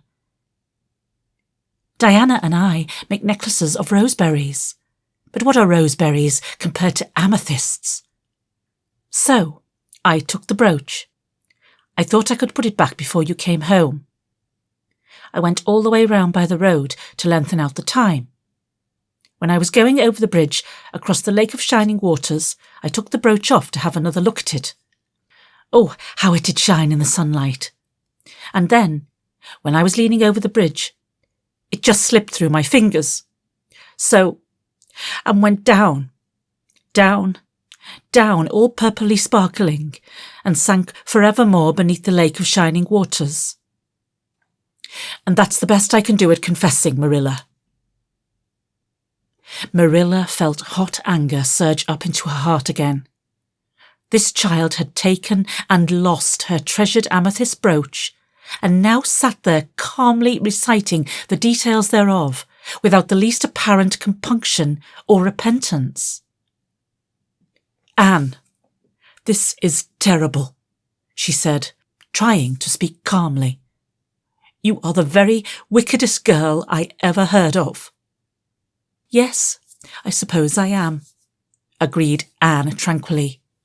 "And now I know I'll have to be punished."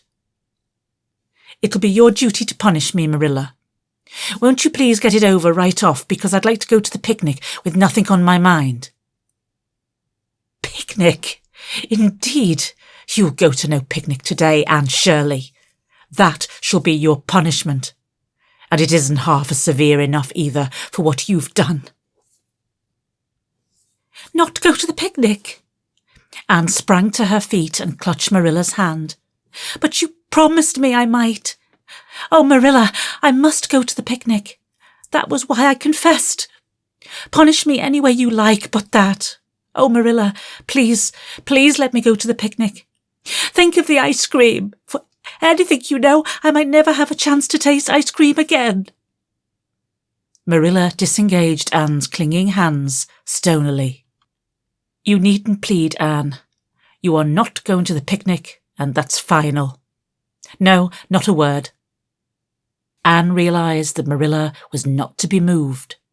She clasped her hands together, gave a piercing shriek, and then flung herself face downward on the bed, crying and writhing in an utter abandonment of disappointment and despair. "For the land's sake!" gasped Marilla, hastening from the room.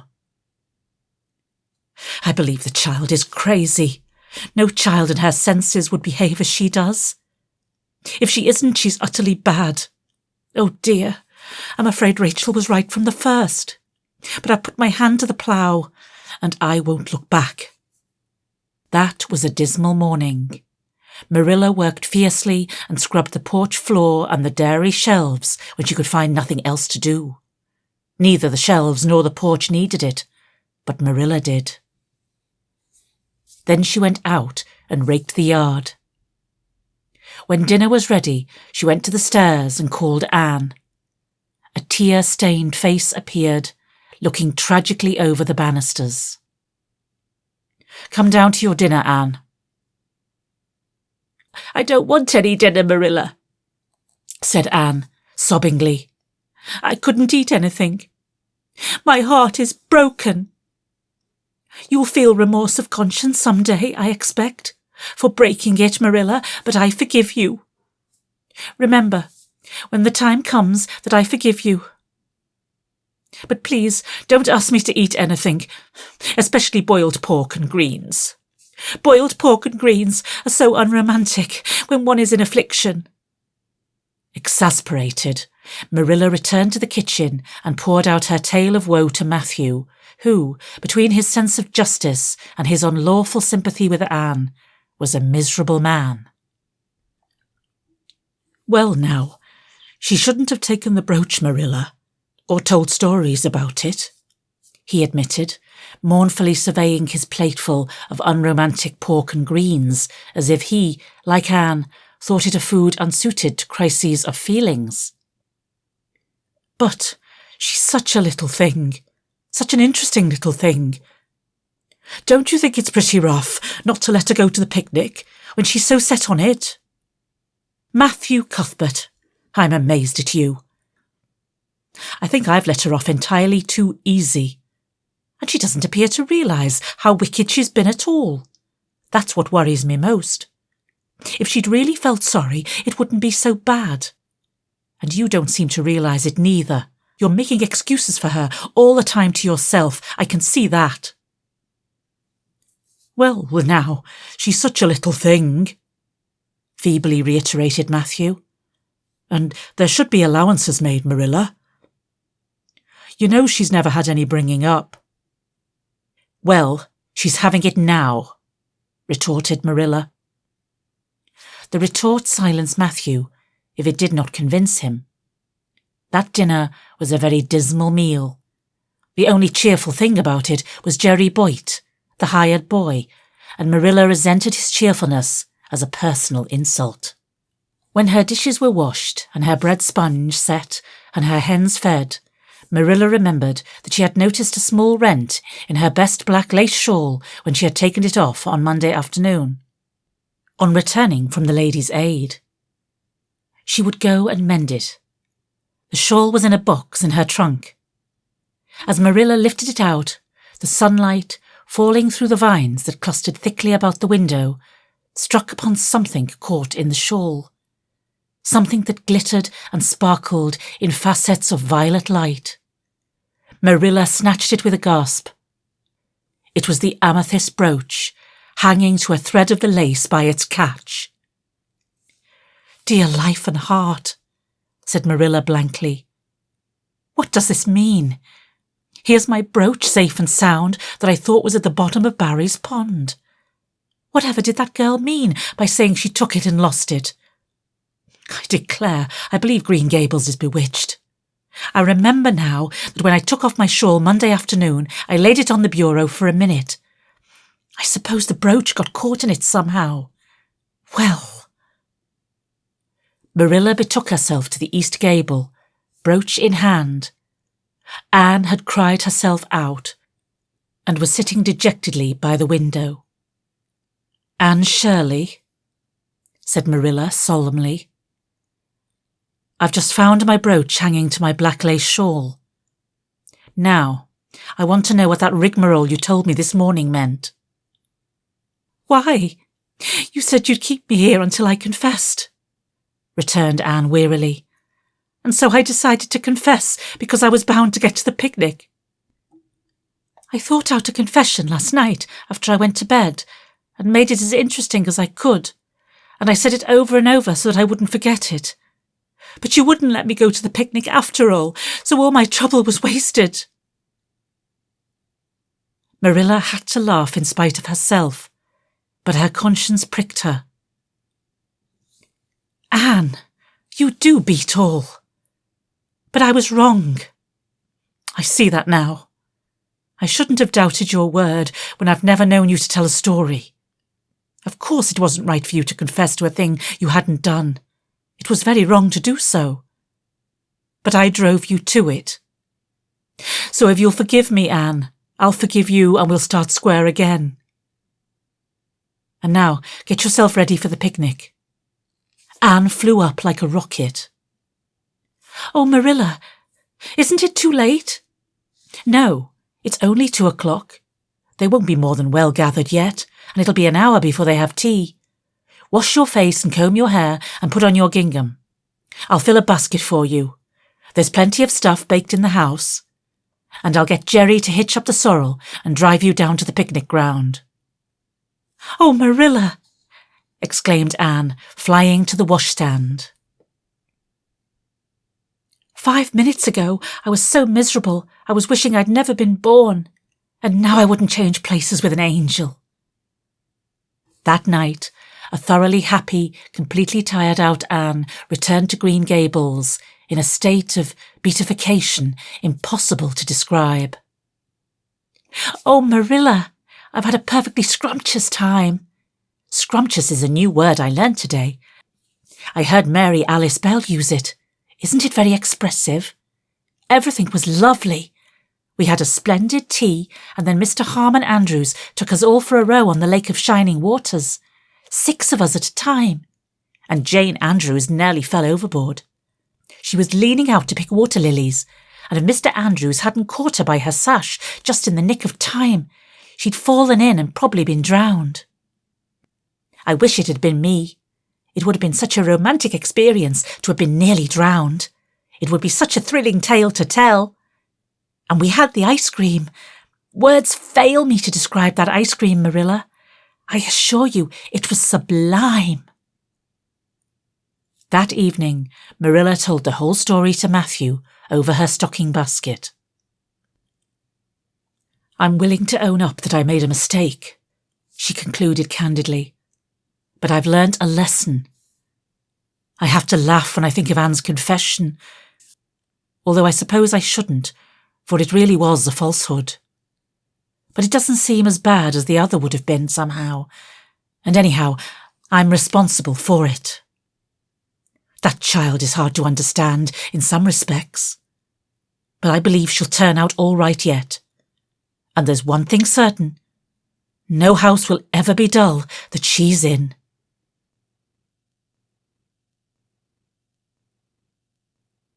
Chapter 15.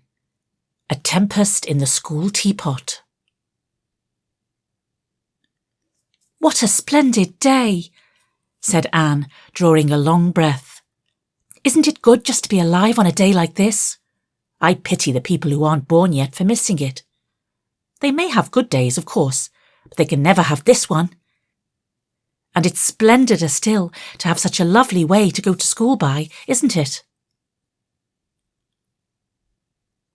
It's a lot nicer than going by the road. That is so dusty and hot, said Diana, practically, peeping into her dinner basket and mentally calculating if the 3 juicy, toothsome raspberry tarts reposing there were divided among 10 girls, how many bites each girl would have.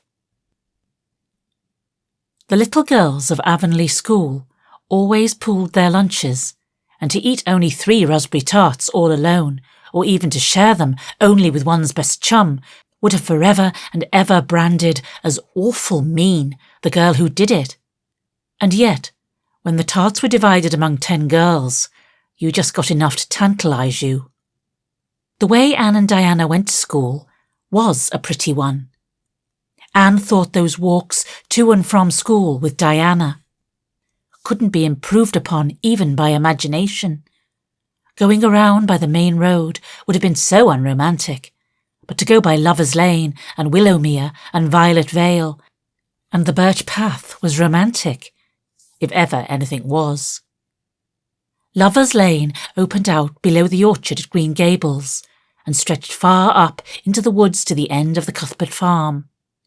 It was the way by which the cows were taken to the back pasture and the wood hauled home in winter. Anne had named it Lover's Lane before she had been a month at Green Gables. Not that lovers ever really walk there, she explained to Marilla, but Diana and I are reading a perfectly magnificent book, and there's a Lover's Lane in it, so we want to have one too. And it's a very pretty name, don't you think? So romantic. We can't imagine the lovers into it, you know. I like that lane because you can think out loud there without people calling you crazy. Anne, starting out alone in the morning, went down Lover's Lane as far as the brook. Here Diana met her, and the 2 little girls went on up the lane under the leafy arch of maples. Maples are such sociable trees, said Anne. They're always rustling and whispering to you. Until they came to a rustic bridge. Then they left the lane and walked through Mr. Barry's back field and past Willowmere. Beyond Willowmere came Violet Vale, a little green dimple in the shadow of Mr. Andrew Bell's big woods. Of course, there are no violets there now, Anne told Marilla, but Diana says there are millions of them in spring. Oh, Marilla, can't you just imagine you see them? It actually takes away my breath. I named it Violet Vale. Diana says she never saw the beat of me for hitting on fancy names for places. It's nice to be clever at something, isn't it? But Diana named the Birch Path. She wanted to, so I let her. But I'm sure I could have found something more poetical than plain Birch Path. Anybody can think of a name like that. But the Birch Path is one of the prettiest places in the world, Marilla. It was. Other people besides Anne thought so when they stumbled on it. It was a little narrow, twisting path, winding down over a long hill straight through Mr. Bell's woods, where the light came down, sifted through so many emerald screens that it was as flawless as the heart of a diamond. It was fringed in all its length with slim young birches, white-stemmed and lissom-boughed. Ferns and starflowers and wild lilies of the valley and scarlet tufts of pigeonberries grew thickly along it, and always there was a delightful spiciness in the air and music of bird calls and the murmur and laugh of woodwinds in the trees overhead.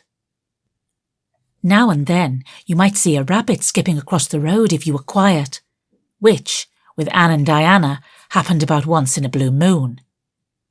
Down in the valley the path came out to the main road, and then it was just up the spruce hill to the school. The Avonlea School was a whitewashed building, low in the eaves and wide in the windows, furnished inside with comfortable, substantial, old-fashioned desks that opened and shut, and were carved all over their lids with the initials and hieroglyphics of 3 generations of school children. The schoolhouse was set back from the road, and behind it was a dusky fir wood and a brook where all the children put their bottles of milk in the morning to keep cool and sweet until dinner hour.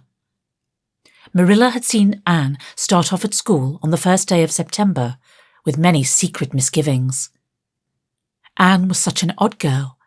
How would she get on with the other children? And how on earth would she ever manage to hold her tongue during school hours? Things went better than Marilla feared, however. Anne came home that evening in high spirits. "I think I'm going to like school here," she announced. "I don't think much of the master, though. He's all the time curling his moustache and making eyes at Prissy Andrews. Prissy is grown up, you know. She's 16 and she's studying for the entrance examination into Queen's Academy at Charlottetown next year. Tilly Boulter says the master is dead gone on her. She's got a beautiful complexion and curly brown hair, and she does it up so elegantly. She sits in the long seat at the back, and he sits there too, most of the time, to explain her lessons, he says.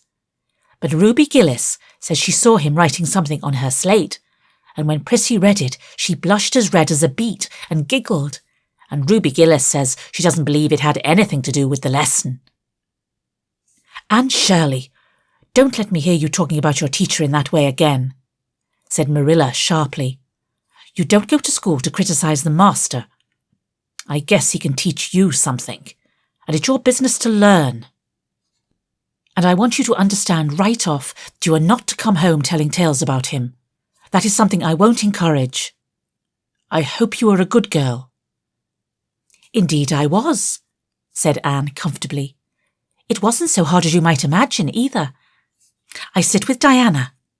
Our seat is right by the window, and we can look down to the Lake of Shining Waters.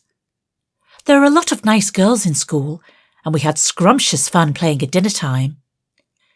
It's so nice to have a lot of little girls to play with. But of course, I like Diana best and always will. I adore Diana. I'm dreadfully far behind the others. They're all in their 5th book, and I'm only in the 4th. I feel that it's a kind of disgrace. But there's not one of them has such an imagination as I have, and I soon found that out."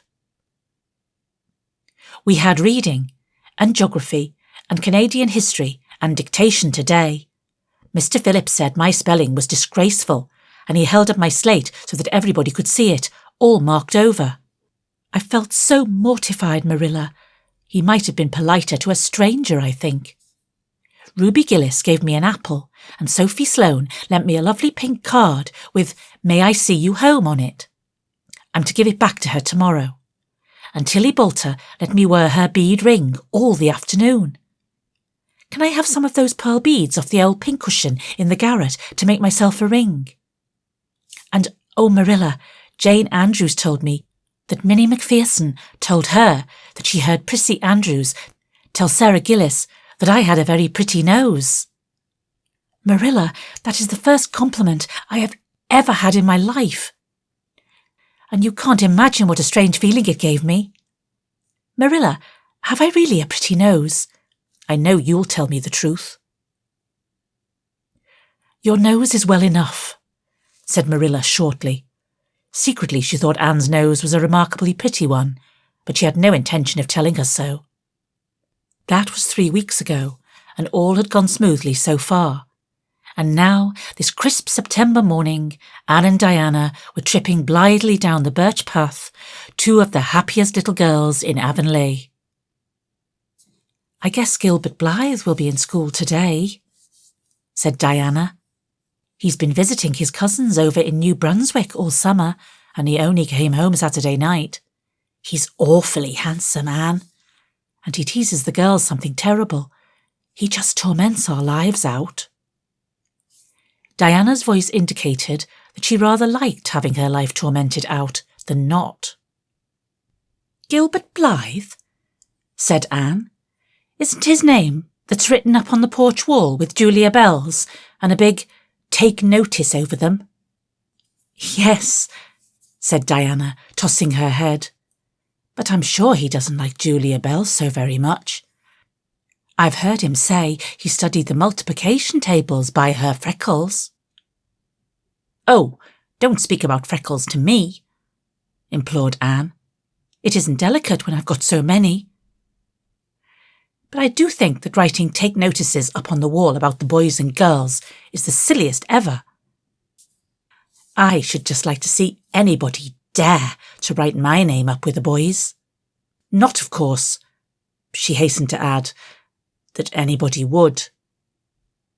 Anne sighed. She didn't want her name written up, but it was a little humiliating to know that there was no danger of it. "Nonsense," said Diana, whose black eyes and glossy tresses had played such havoc with the hearts of Avonlea schoolboys that her name figured on the porch walls in half a dozen take notices. "It's only meant as a joke. And don't you be too sure your name won't ever be written up. Charlie Sloane is dead gone on you. He told his mother, mind you, that you were the smartest girl in school. That's better than being good-looking." "No, it isn't," said Anne, feminine to the core. "I'd rather be pretty than clever, and I hate Charlie Sloane. I can't bear a boy with goggle eyes. If anyone wrote my name up with his, I'd never get over it, Diana Barry. But it is nice to keep ahead of your class." "You'll have Gilbert in your class after this," said Diana, "and he's used to being head of his class, I can tell you. He's only in the 4th book, although he's nearly 14.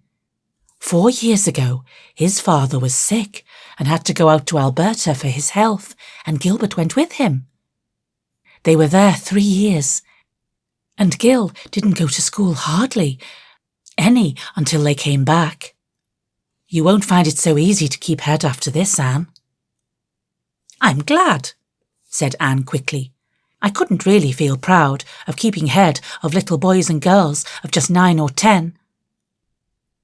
I got up yesterday spelling ebullition. Josie Pye was head, and mind you, she peeped in her book. Mr. Phillips didn't see her. He was looking at Prissy Andrews. But I did. I just swept her a look of freezing scorn, and she got as red as a beet and spelled it wrong after all." "Those Pye girls are cheats all round," said Diana indignantly as they climbed the fence of the main road. "Gertie Pye actually went and put her milk bottle in my place in the brook yesterday. Did you ever? I don't speak to her now." When Mr. Phillips was in the back of the room, hearing Prissy Andrews' Latin, Diana whispered to Anne, "That's Gilbert Blythe sitting right across the aisle from you, Anne. Just look at him and see if you don't think he's handsome." Anne looked accordingly. She had a good chance to do so, for the said Gilbert Blythe was absorbed in stealthily pinning the long yellow braid of Ruby Gillis, who sat in front of him, to the back of her seat. He was a tall boy, with curly brown hair, roguish hazel eyes, and a mouth twisted into a teasing smile. Presently, Ruby Gillis started up to take a sum to the master. She fell back into her seat with a little shriek, believing that her hair was pulled out by the roots. Everybody looked at her, and Mr. Philip glared so sternly that Ruby began to cry. Gilbert had whisked the pin out of sight and was studying his history with the soberest face in the world. But when the commotion subsided, he looked at Anne and winked with inexpressible drollery.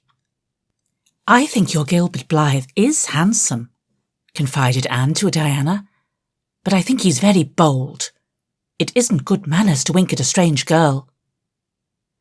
But it was not until the afternoon that things really began to happen.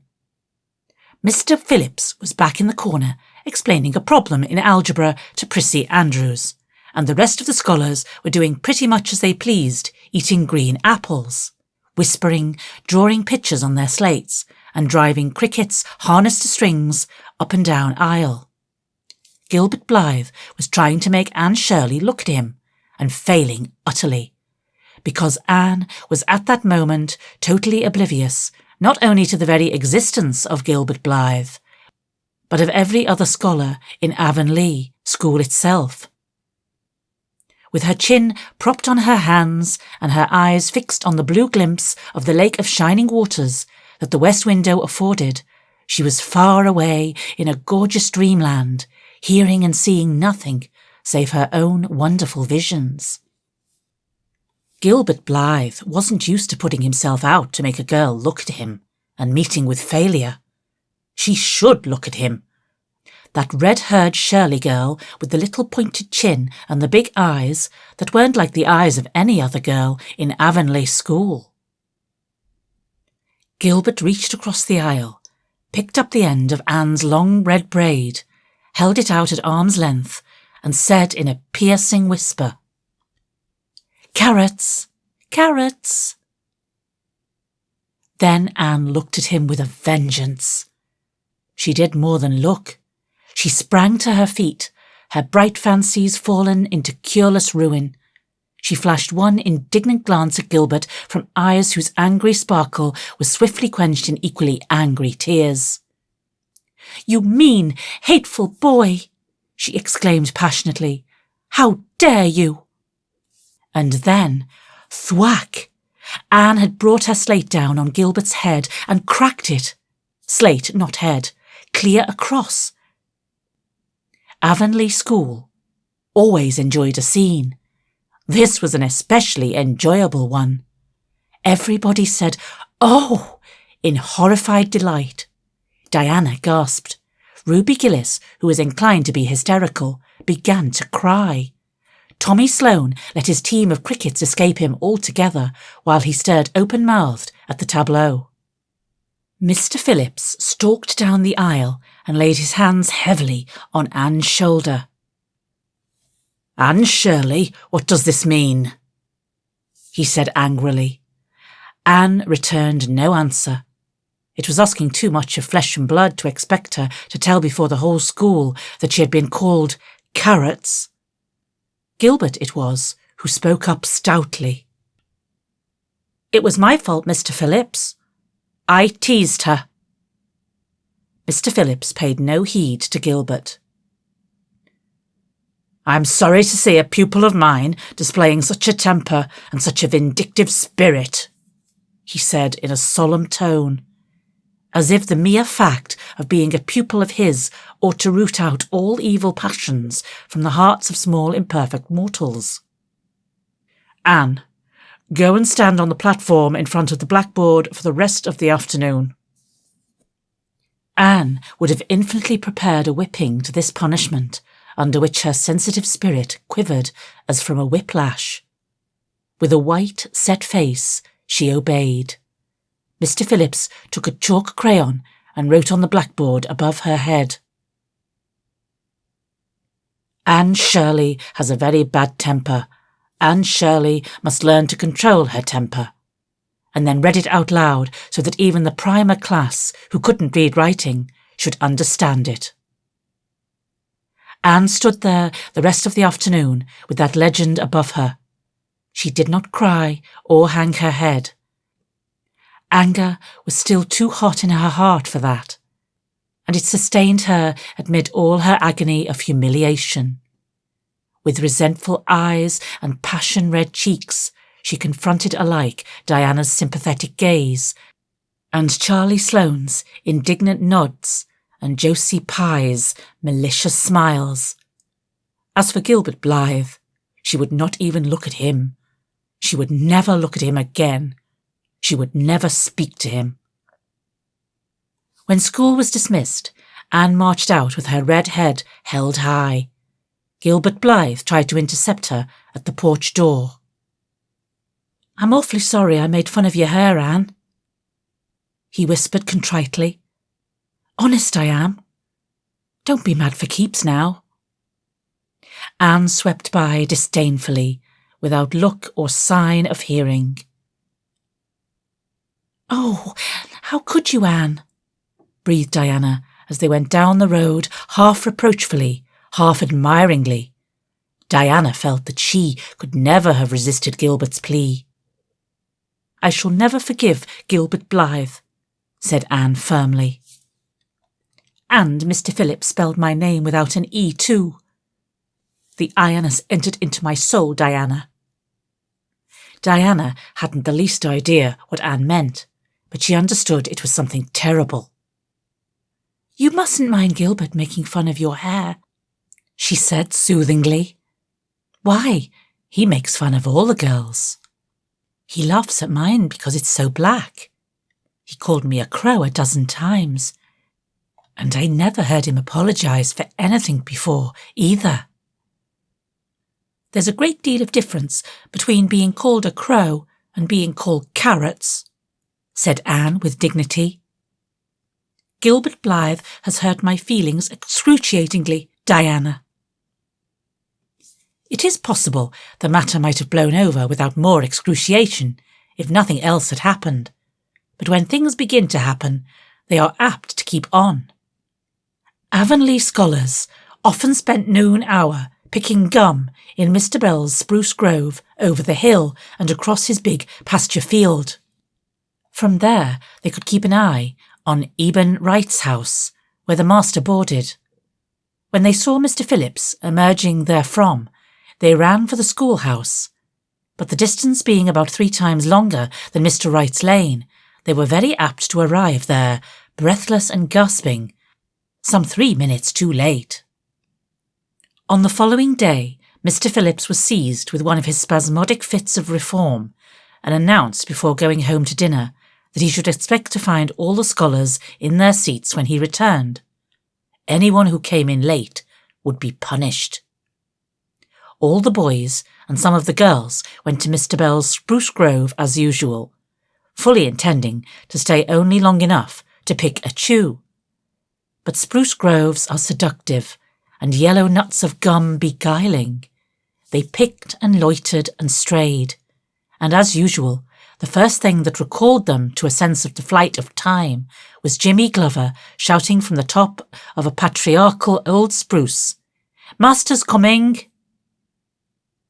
The girls, who were on the ground, started first and managed to reach the schoolhouse in time, but without a second to spare.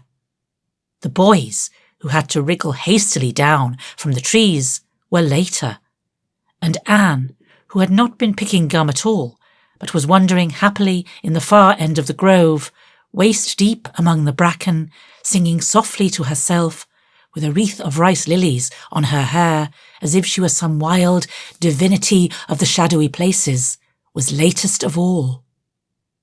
Anne could run like a deer, however. Run she did, with the impish result that she overtook the boys at the door and was swept into the schoolhouse among them, just as Mr. Phillips was in the act of hanging up his hat. Mr. Phillips' brief reforming energy was over. He didn't want the bother of punishing 12 pupils, but it was necessary to do something to save his word, so he looked about for a scapegoat and found it in Anne, who had dropped into her seat, gasping for breath, with a forgotten lily wreath hanging askew over one ear and giving her a particularly rakish and dishevelled appearance. "Anne Shirley, since you seem to be so fond of the boys' company, we shall indulge your taste for it this afternoon," he said sarcastically. "Take those flowers out of your hair and sit with Gilbert Blythe." The other boys snickered. Diana, turning pale with pity, plucked the wreath from Anne's hair and squeezed her hand. Anne stared at the master as if turned to stone. "Did you hear what I said, Anne?" queried Mr. Phillips sternly. "Yes, sir," said Anne slowly, "but I didn't suppose you really meant it." "I assure you I did," still with the sarcastic inflection which all the children, and Anne especially, hated. It flicked on the raw.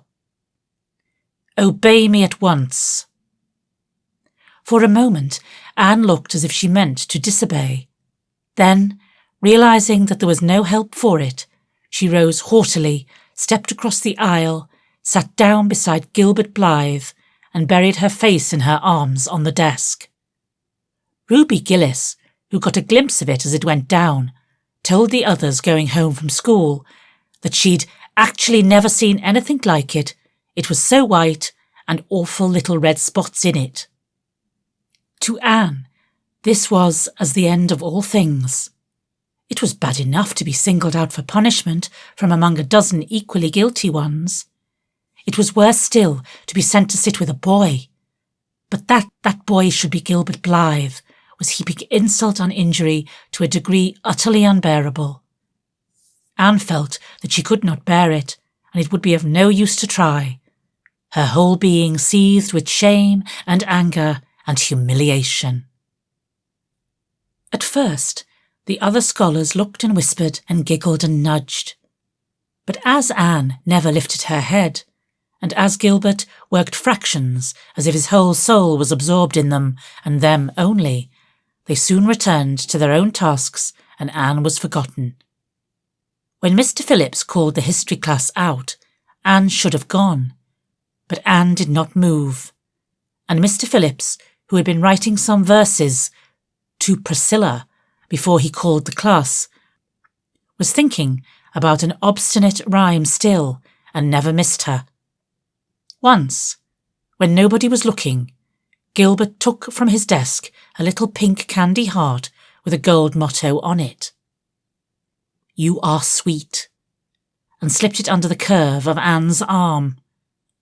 Whereupon Anne arose, took the pink heart gingerly between the tips of her fingers, dropped it on the floor, ground it to powder beneath her heel, and resumed her position without deigning to bestow a glance on Gilbert. When school went out, Anne marched to her desk, ostentatiously took out everything therein, books and writing tablet, pen and ink, testament and arithmetic, and piled them neatly on her cracked slate. "What are you taking all those things home for, Anne?" Diana wanted to know, as soon as they were out on the road. She had not dared to ask the question before. "I am not coming back to school any more," said Anne. Diana gasped and stared at Anne to see if she meant it. "Will Marilla let you stay home?" she asked. "She'll have to," said Anne. "I'll never go to school to that man again." "Oh, Anne!" Diana looked as if she was ready to cry. "I do think you're mean. What shall I do? Mr. Phillips will make me sit with that horrid Gertie Pye. I know he will, because she is sitting alone. Do come back, Anne." "I'd do almost anything in the world for you, Diana," said Anne sadly. "I'd let myself be torn limb from limb if it would do you any good. But I can't do this, so please don't ask it. You harrow up my very soul." "Just think of all the fun you will miss," mourned Diana. "We are going to build the loveliest new house down by the brook, and we'll be playing ball next week, and you've never played ball, Anne. It's tremendously exciting. And we're going to learn a new song. Jane Andrews is practicing it up now, and Alice Andrews is going to bring a new Pansy book next week, and we're all going to read it out loud, chapter about Down by the Brook. And you know you are so fond of reading out loud, Anne." Nothing moved Anne in the least. Her mind was made up. She would not go to school to Mr. Phillips again. She told Marilla so when she got home. "Nonsense," said Marilla. "It isn't nonsense at all," said Anne, gazing at Marilla with solemn, reproachful eyes. "Don't you understand, Marilla? I've been insulted."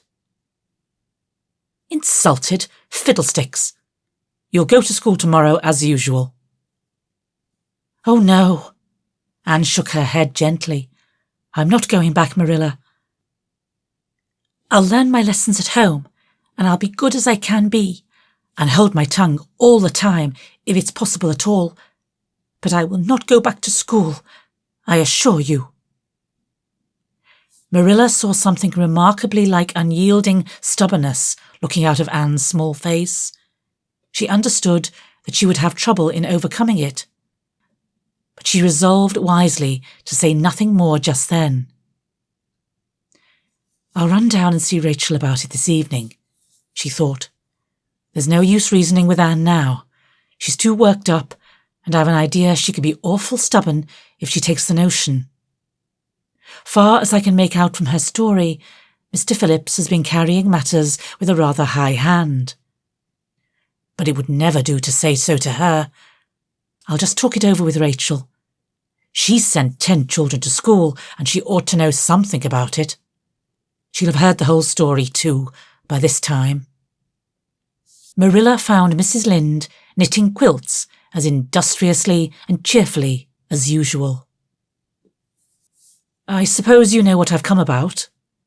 she said, a little shamefacedly. Mrs. Rachel nodded. "About Anne's fuss in school, I reckon," she said. "Tilly Boulter was in on her way home from school and told me about it." "I don't know what to do with her," said Marilla. "She declares she won't go back to school. I never saw a child so worked up. I've been expecting trouble ever since she started school. I knew things were going too smooth to last. She's so high-strung. What would you advise, Rachel?" "Well, since you've asked my advice, Marilla," said Mrs. Lynde amiably. Mrs. Lynde dearly loved to be asked for advice. "I'd just humour a little at first. That's what I'd do. It's my belief that Mr. Phillips was in the wrong. Of course, it doesn't do to say to the children, you know. And of course, he did right to punish her yesterday for giving way to temper. But today it was different. The others who were late should have been punished as well as Anne, that's what. But I don't believe in making the girls sit with the boys for punishment. It isn't modest. Tilly Boulter was real indignant.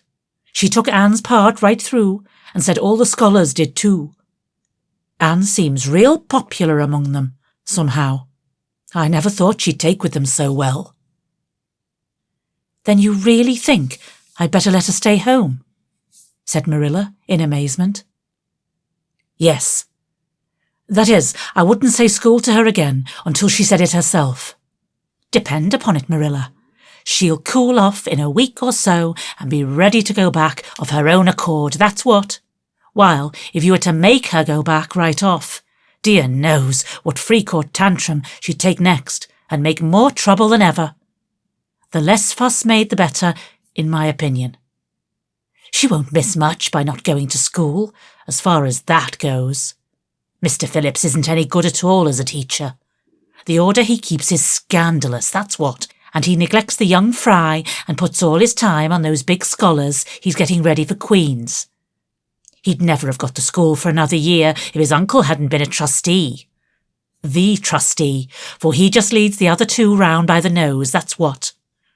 I declare, I don't know what education in this island is coming to." Mrs. Rachel shook her head, as much as to say if she were only at the head of the educational system of the province, things would be much better managed. Marilla took Mrs. Rachel's advice, and not another word was said to Anne about going back to school. She learned her lessons at home, did her chores, and played with Diana in the chilly purple autumn twilights. But when she met Gilbert Blythe on the road or encountered him in Sunday school, she passed him with an icy contempt that was no whit thawed by his evident desire to appease her. Even Diana's efforts as a peacemaker were of no avail. Anne had evidently made up her mind to hate Gilbert Blythe to the end of life. As much as she hated Gilbert, however, she did love Diana, with all the love of her passionate little heart, equally intense in its likes and dislikes. One evening, Marilla, coming in from the orchard with a basket of apples, found Anne sitting along by the east window in the twilight, crying bitterly. "Whatever's the matter now, Anne?" she asked. "It's about Diana," sobbed Anne luxuriously. "I love Diana so, Marilla. I cannot ever live without her. But I know very well, when we grow up, that Diana will get married and go away and leave me. And oh, what shall I do? I hate her husband. I just hate him furiously. I've been imagining it all out, the wedding and everything. Diana dressed in snowy garments, with a veil, and looking as beautiful and regal as a queen. And me, the bridesmaid, with a lovely dress too, and puffed sleeves. But with a breaking heart hid beneath my smiling face. And then bidding Diana goodbye." Here Anne broke down entirely and wept with increasing bitterness. Marilla turned quickly away to hide her twitching face, but it was no use. She collapsed on the nearest chair and burst into such a hearty and unusual peal of laughter that Matthew, crossing the yard outside, halted in amazement. When had he heard Marilla laugh like that before? "Well, Anne Shirley," said Marilla, as soon as she could speak, "if you must borrow trouble, for pity's sake borrow it handier home. I should think you had an imagination, sure enough."